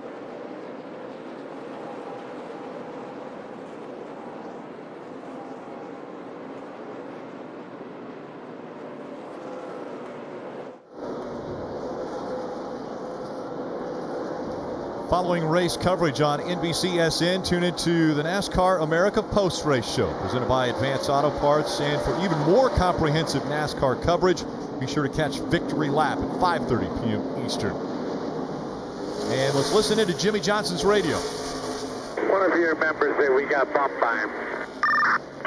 I think he might. I'll let you know shortly. Well, there you go. They remember. Well, Denny Hamlin's driving him like he doesn't feel that he's owed anything. He's really protecting this lead. Running the bottom of the racetrack has not allowed Jimmie Johnson any room to the bottom of the racetrack. See that move Jimmie Johnson made that last corner. He entered high, turned and tried to leave on the bottom. So he's trying to open that entry up to make his corner exit better. If he drove in low, then all he's going to do is follow Denny Hamlin around the corner. He was trying to find a way to help his corner exit speed. Under 100 laps to go, and remember at the very beginning of this show, we mentioned two drivers who have outstanding records at this racetrack and we thought would be the favorites. Those two drivers just happen to be Denny Hamlin and Jimmie Johnson. And isn't it funny, Rick, with all the cautions, all the strategy, the crazy scoring issues when the green flag pit stops and we get a caution in the middle. Through all of that, these two somehow find their way to the front. That just goes back to the point that there is more to control than people want to lead on. There's a reason these two get to the front, and right here, Jimmy's going to have a run. Will the 11 block? Will he be defensive, or will he leave Jimmy the bottom? He left him the bottom. Is he going to race him the way Jimmy raced him? Use that outside on the corner exit.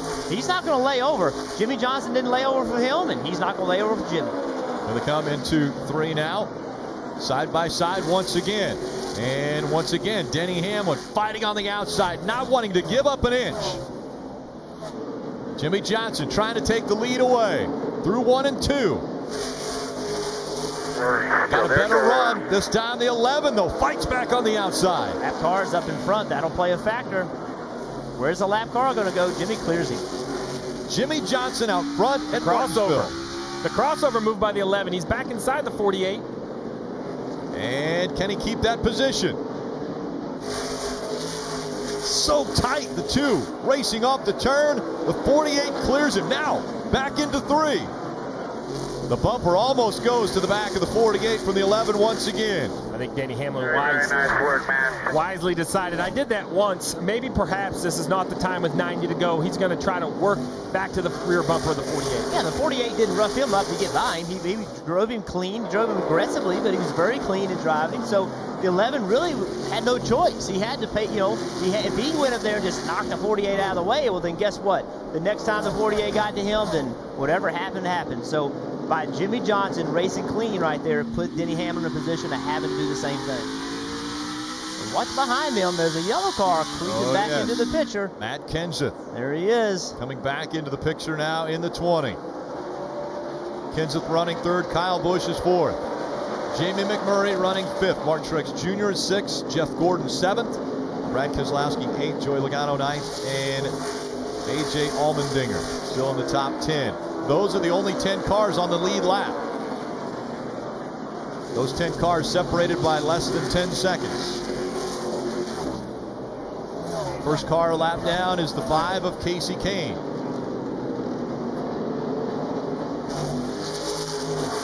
Jimmie Johnson looking to get the guaranteed spot in the championship 4 and also looking for his 9th win at Martinsville. Only one other driver in the field has a number that big. That's Jeff Gordon as we go NASCAR nonstop.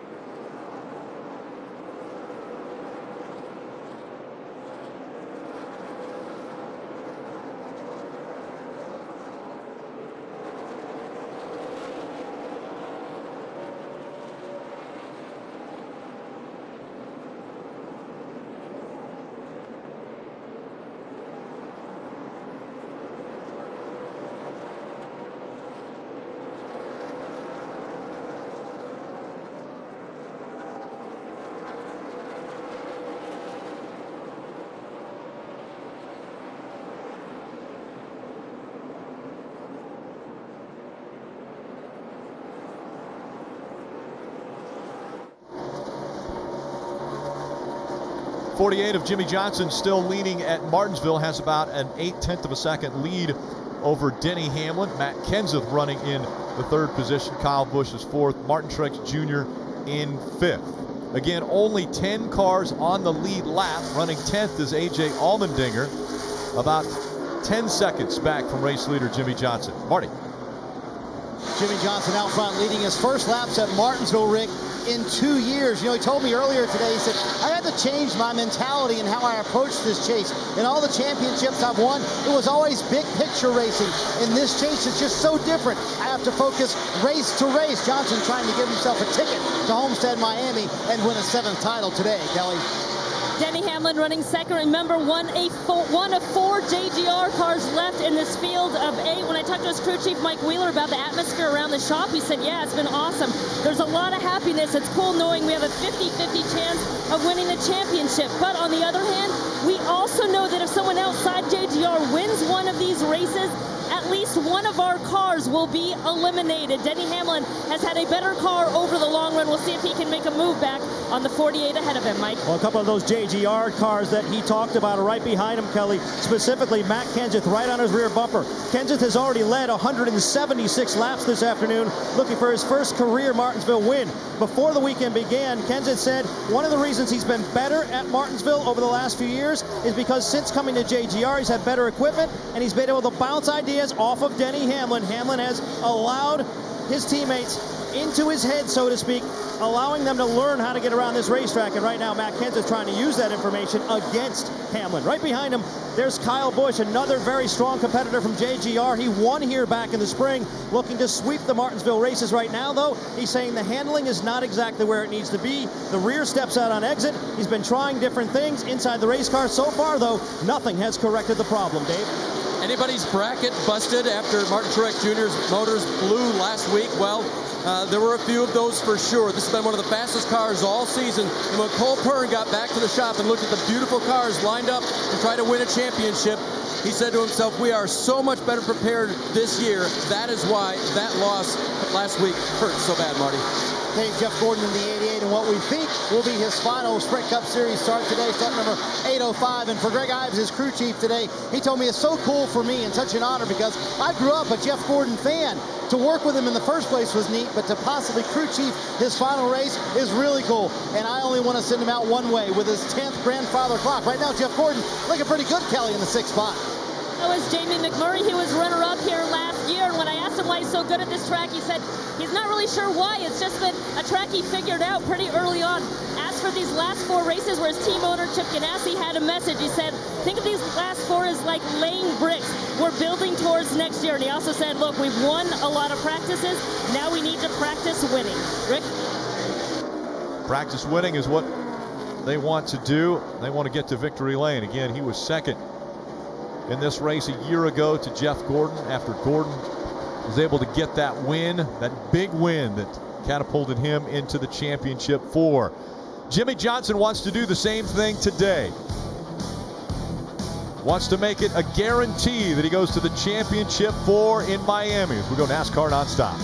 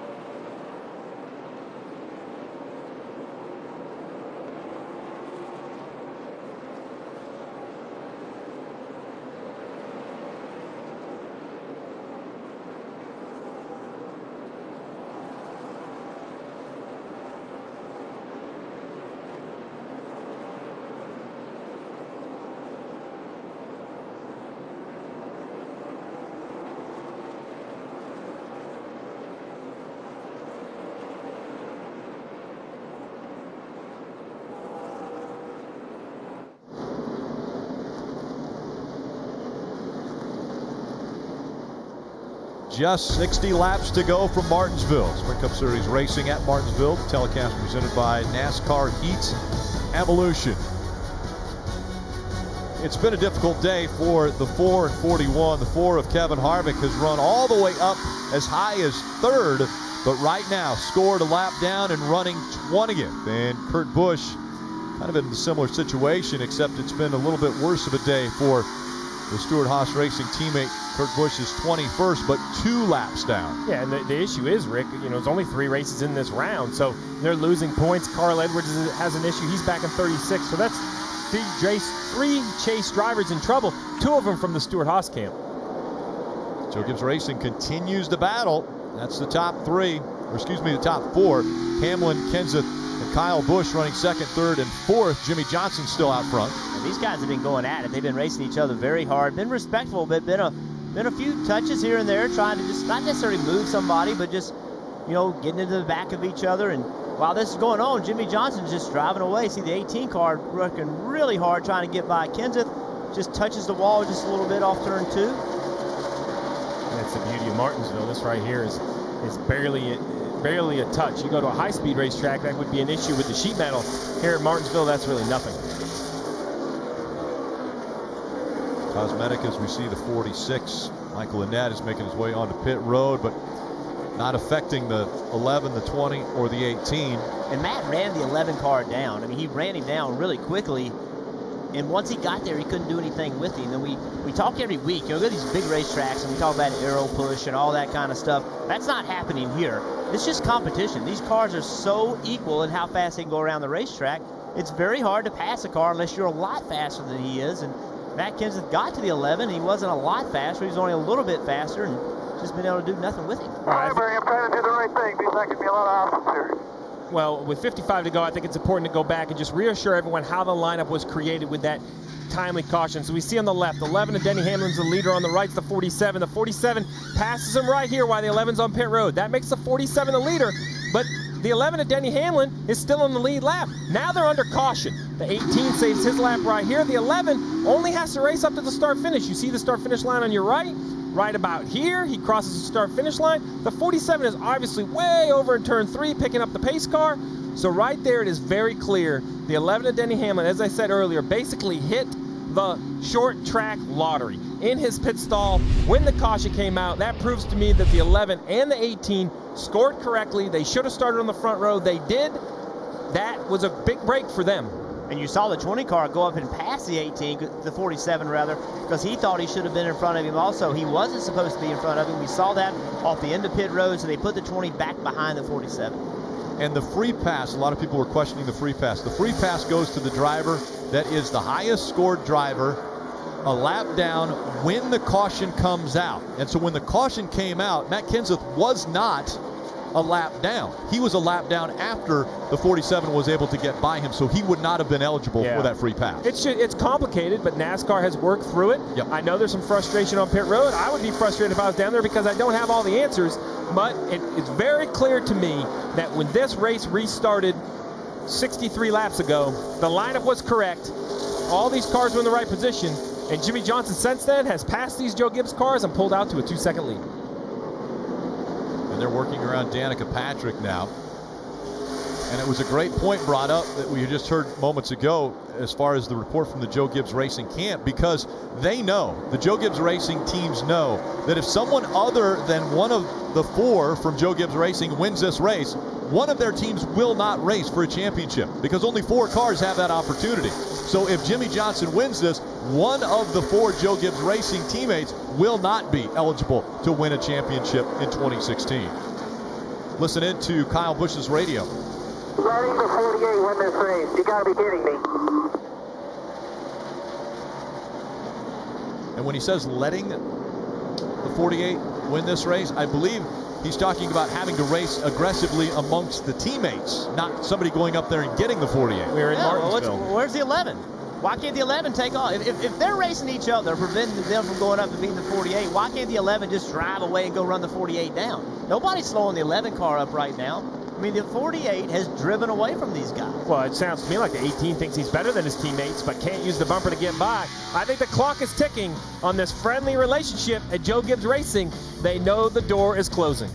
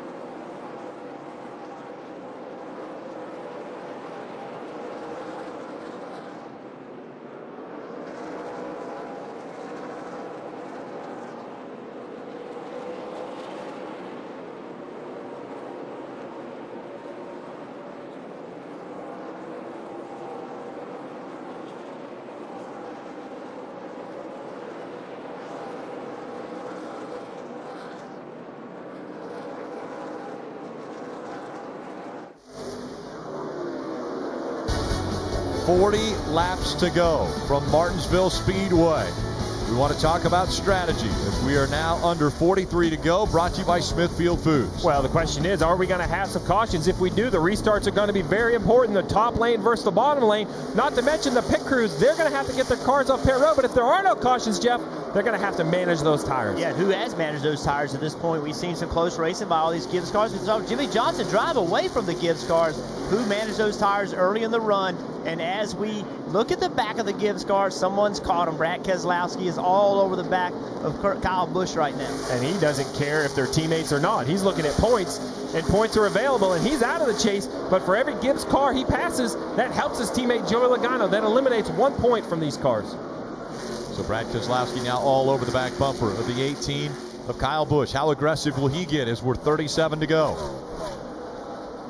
Looks to the inside of the 18. 18 has to enter a little bit higher. Yeah, the 18 has to understand that this is one spot. I know one spot is huge, but he can't put himself in too much jeopardy. He's got to race hard, but just, turning a 5th, 6th, 7th into a 29th, that's not an option. 4 drivers will be eliminated after Phoenix. There you go. There he did. He just moved over, said, you're faster than me. I don't want to get into a situation. At the same time, I don't want the whole line to get by me. So he moved over to the left, let Keselowski go around on the right. This is going to seem silly, but that's the type of move that makes me think Kyle Busch is even more dangerous to win this championship, because he's not driving emotionally. He's driving smart. Remember how he won the championship last year? Yep. He didn't win any races until he got to Homestead. He managed this season. He got what he deserved out of his car almost every week once the chase started, and that's the Kyle Busch. That's the more mature, smarter Kyle Busch.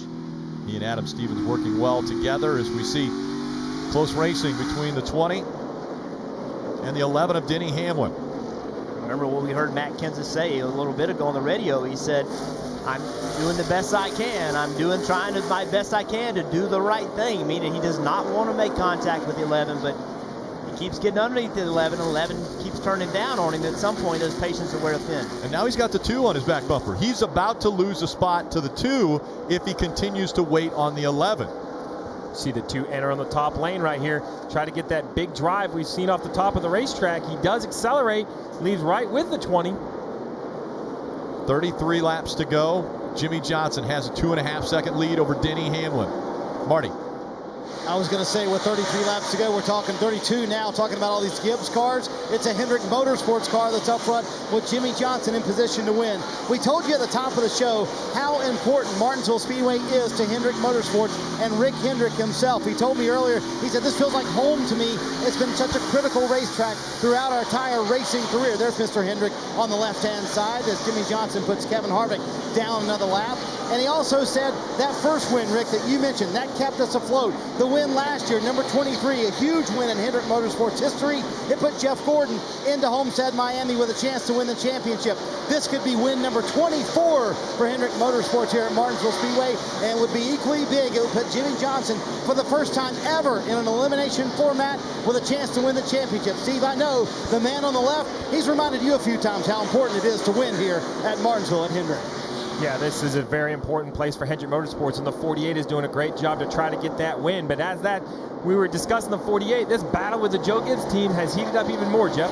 Yeah, it has. And Keselowski got by the 20. Matt Kenseth let him go on the outside, trying not to lose spots. When Kyle Busch is trying to take advantage of that and get by Matt Kenseth on the outside. Brad Keselowski continues to move forward. He's now up to third. Jimmie Johnson leading. Denny Hamlin running second. Brad Keselowski in third. We go NASCAR nonstop with 28 to go.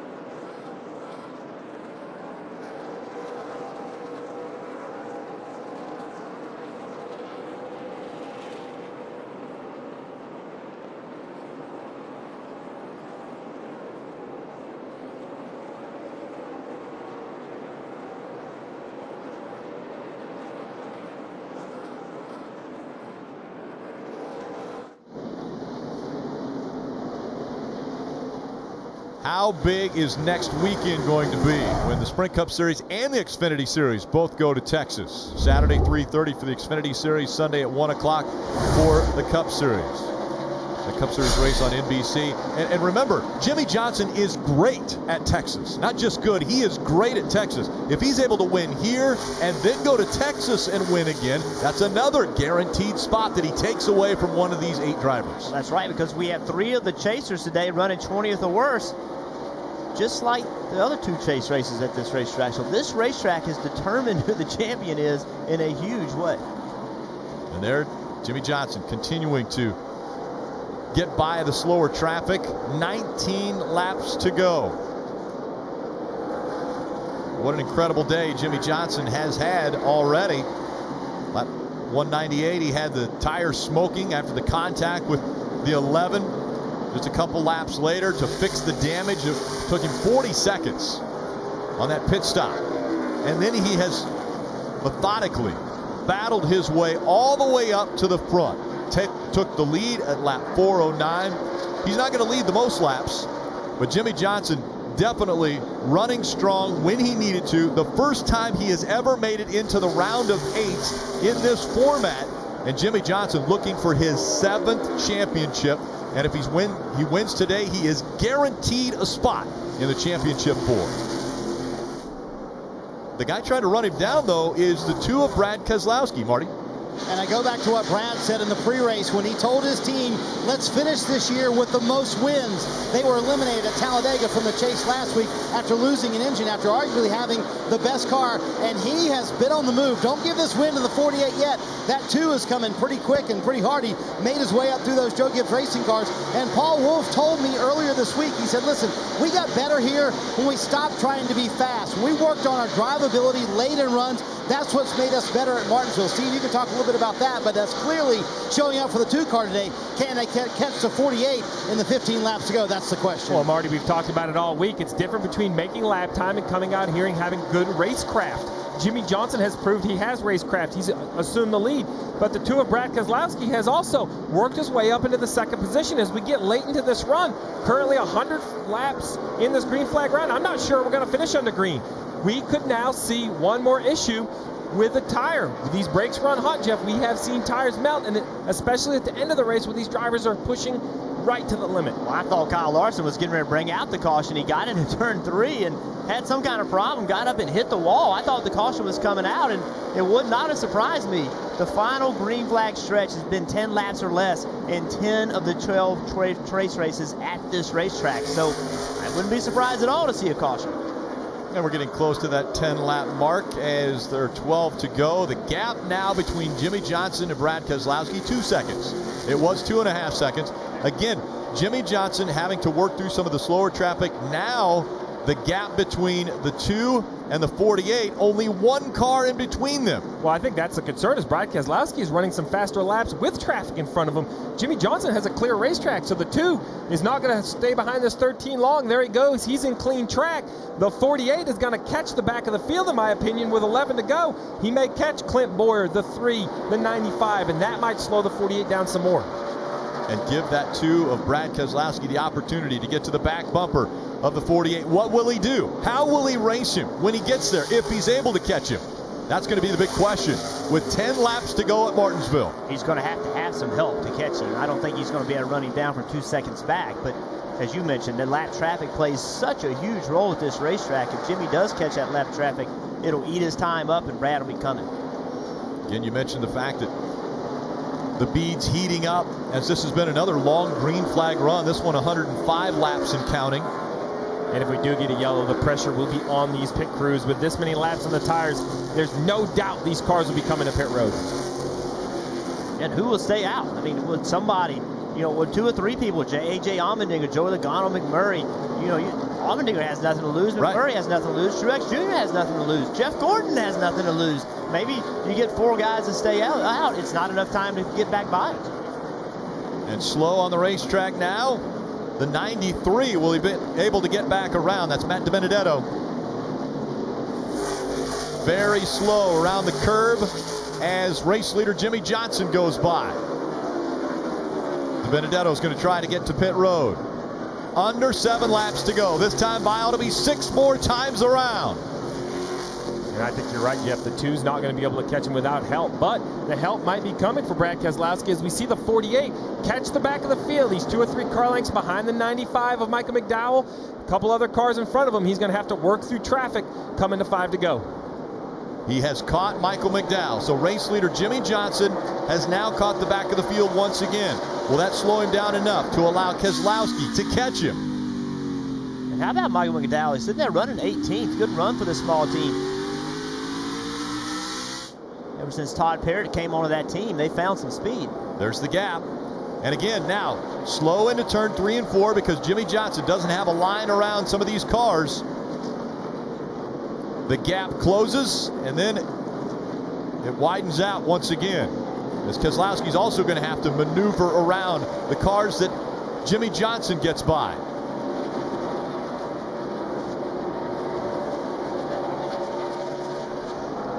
We mentioned how dominant the 48 of Jimmie Johnson has been at this racetrack, but it hasn't been recently. His last win was all the way back in 2013. It's been 3 years since the 48 team has celebrated at Martinsville. I don't think Jimmie Johnson's going to push the issue right here. I think he's going to try to be real smart. If he has a good, clean run under McDowell, he'll take it, but I don't think he's going to push it with only 2 to go. To the inside of Michael McDowell. And down the backstretch, he clears him. This time by, coming out of turn 4. White flag in the air. One more time around for Jimmie Johnson. What an incredible race the 48 team and Jimmie Johnson have run. After having a long pit stop and going all the way to the back of the field, he's battled back, he's out front. He has punched his ticket to Homestead. Jimmie Johnson wins in Martinsville. Yes, yes! Thank you, boys. Thank you.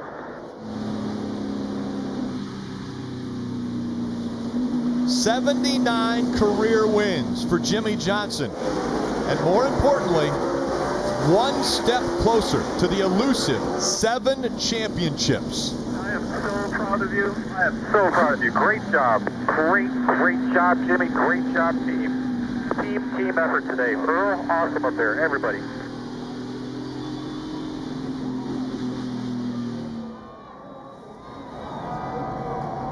Burn it out, brother. Light that candle.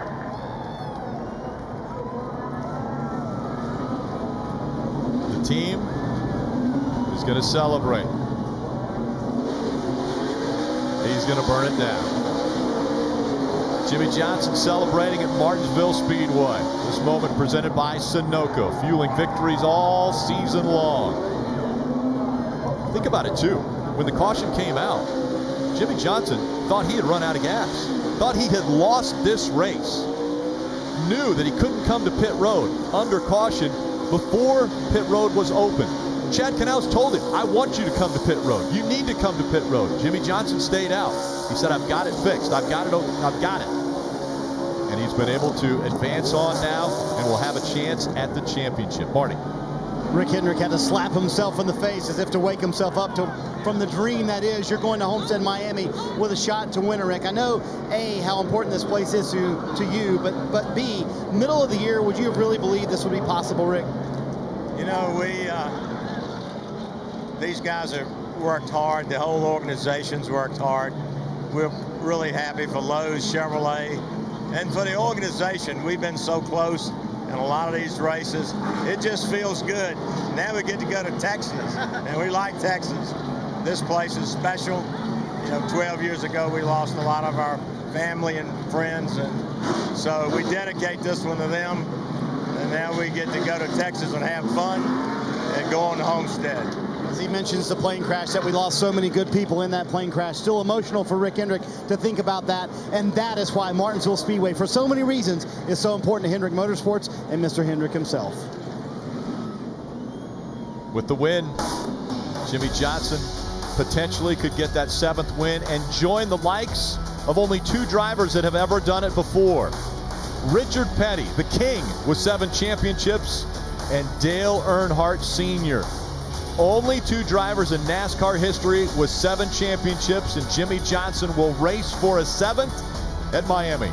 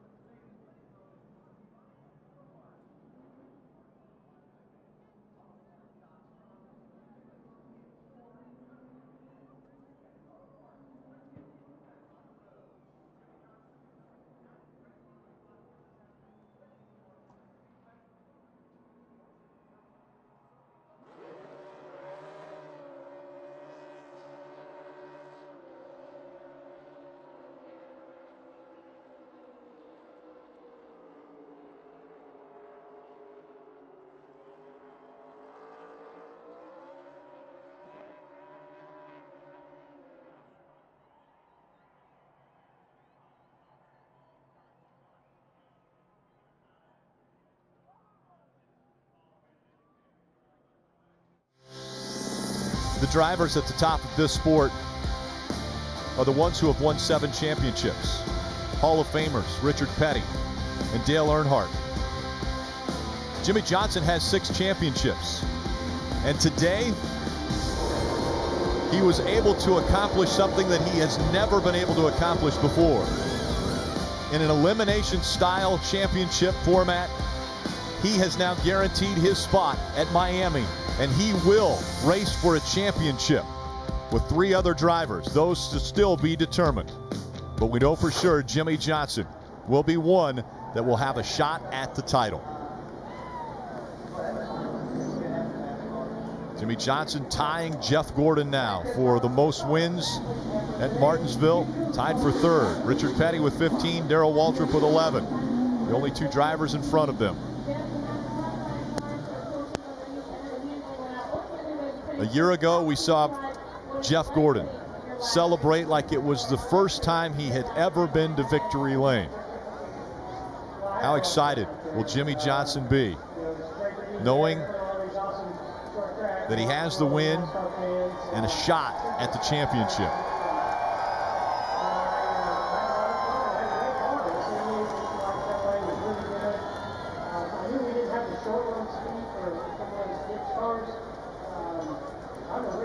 A unique racetrack at Martinsville.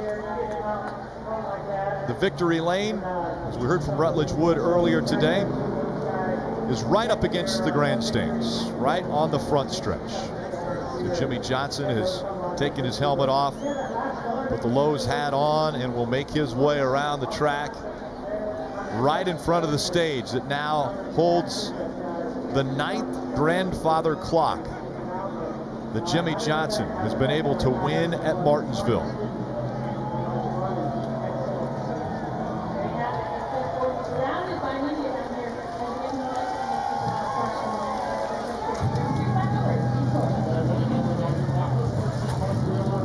Just wanted to meet him there, Rick Hendrick on the left. Rick, I'm sure, will be leaning in the window to talk to his driver, Marty. What an emotional day for Hendrick Motorsports. They punched their ticket to Homestead, Miami, and Rick Hendrick leaning in the window, telling Jimmie Johnson congratulations that he is going to battle out for a championship in Miami. Team is here ready to shower Jimmie with Gatorade, and I believe Jimmie's ready to go as well. He's done burnouts pretty much every part of this racetrack, and what a day it's been for this race team. What a crazy day. Running out of fuel at one point. Contact with Denny Hamlin on the racetrack, but they wind up here in victory lane. Jimmie Johnson with his 9th Martinsville clock. It's time to celebrate for the 48 team.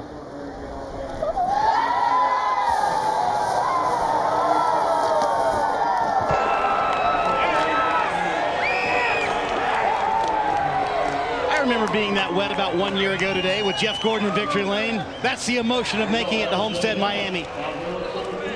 Battling it out for a championship.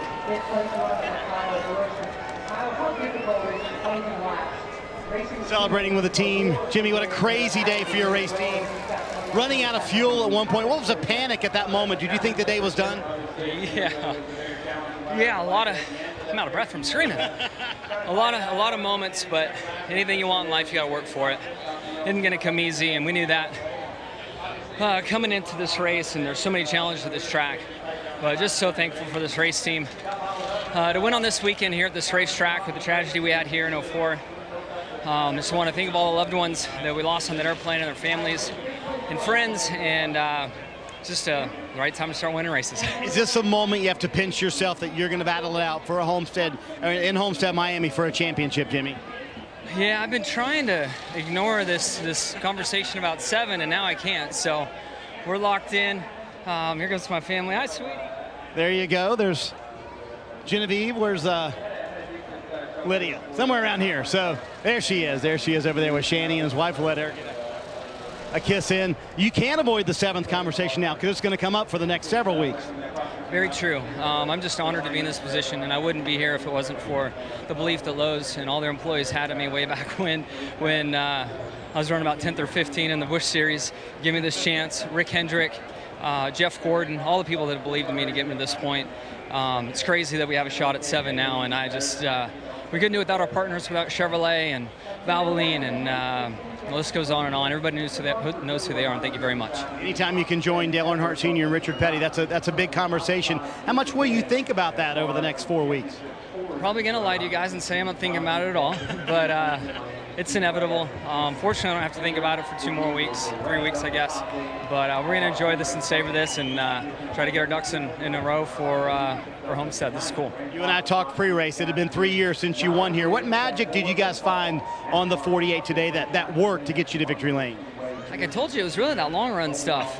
We didn't get the black right side rubber to lay down like I had hoped, but closest that we've had in a long time. And just having those long runs really suit my style and our setup of our race car. Obviously, winning early in a round affords you some advantages, though. I know you got to think about the 7th championship thing, but now you can focus on Homestead Miami. How will you guys approach the next couple of weeks?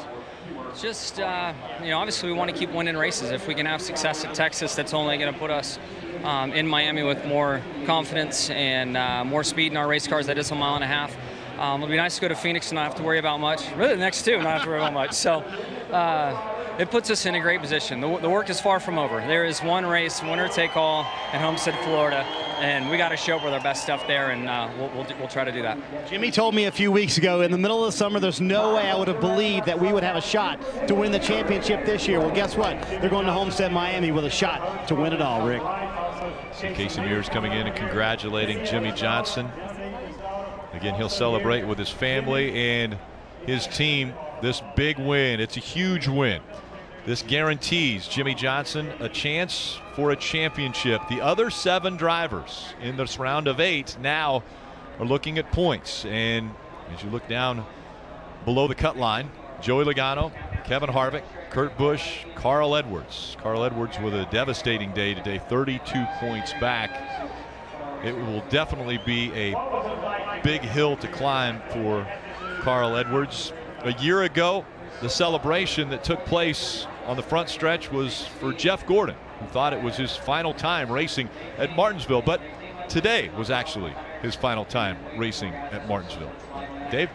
Well, and we'll ask Rick, maybe for now, is this your last Martinsville start? Jeff, do we know? As far as I know, I didn't anticipate running the races that I did this year, but I think it is, and I just can't thank Greg and this 88 Nationwide Chevrolet team enough. Rick, everybody, congrats to the 48 and Jimmy. Wow, that was impressive. I think everybody had him written off. You know, he had the damage on the left front. I hadn't seen him in my mirror, and you know, yeah, they caught a break, but boy, he had to go up there and drive it and go race to 11 the way he did, and I could see it from a distance, and it was impressive. So they deserve it. You know, this team deserves a lot of credit. They've had to overcome a lot of crazy madness this year, and different drivers, and you know, the situation with Junior, and I couldn't be more proud of my last run in this car, which, you know, certainly this year I know for a fact, but I think it will be for the future as well. But I'm glad it was Martinsville. I had a lot of fun. Well, and important, obviously, for the 48 to win today. You know what that feels like. That took you to the championship 4. What do you see in them going into that race? Well, I mean, they've been hot right now. You know, you put those guys in a situation like this where they can advance the first round to go to Homestead. They're going to be working hard for that race. I know Homestead's not necessarily known as their best track, but when a championship's on line, especially number 7, watch what Jimmy and Chad and that 48 team can do, and all of Hendrick Motorsports will be putting every effort behind it to try to help them go get that championship. Jeff, I know another big part for you. This is very important for the family to do well here. Finishing 6th today, how does that feel to present that to Mr. Hendrick? It feels good. You know, it feels good to go out on a positive note. It wasn't a win, but I thought it was a really solid effort. I felt like, you know, I felt like the team just did an excellent job with the car all weekend long. And you know, there was times I thought, man, if we could get a little bit more track position, we might be able to compete with those guys. But that last run, running 30 laps under caution, I don't know what it did to my tires, but they were just balloons after that. And I just didn't have quite the balance and the grip. So had to settle for 6. I had a great battle there with Martin Truex Jr. That was a lot of fun, and trying to chase down those Gibbs guys, but just couldn't quite get to them. Jeff, the fans loved it. Thank you again. And for now, Jeff will hang up the fire suit. Kelly? Denny Hamlin recovered from an early pit road speeding penalty to contend for this win, and early in the race you had the edge on the 48. What were you lacking there at the end to fight for this win? Well, we thought we were going to come back out under green flag conditions, and we made an adjustment for that, and it just was not good because the caution came out. So we just missed it that last run. Just confused on the scoring, why they couldn't get the scoring right. There was a couple cars that stole a lap back from us and the other leaders. So you got to get it right in these situations. Every point matters. So it's got to be a better way because there's 20 cameras all over my race car, and it shows everybody going by me. So that's disappointing that we can't get that right. But overall, our FedEx Freight Camry was decent all day. Had a top 5 car, but race-winning car at times, but definitely not at the end. And we've seen so much strength out of your team. 3 of you there battling there at the end. How intense is it becoming as we get closer and closer to this championship? Well, you try to do everything you can to hold them off, but you got to be realistic too, and which is why I was so frustrated with the 48 earlier. Is he's got to be realistic and know that he wasn't going to hold me off for that amount of time. Which at the end of the race, I was realistic and let him go there. And so, we're gonna root and gouge for every position we can. Every point matters. We've seen that in the last round, so we'll go to battle next week. All right, Denny Hamlin finishes 3rd here today.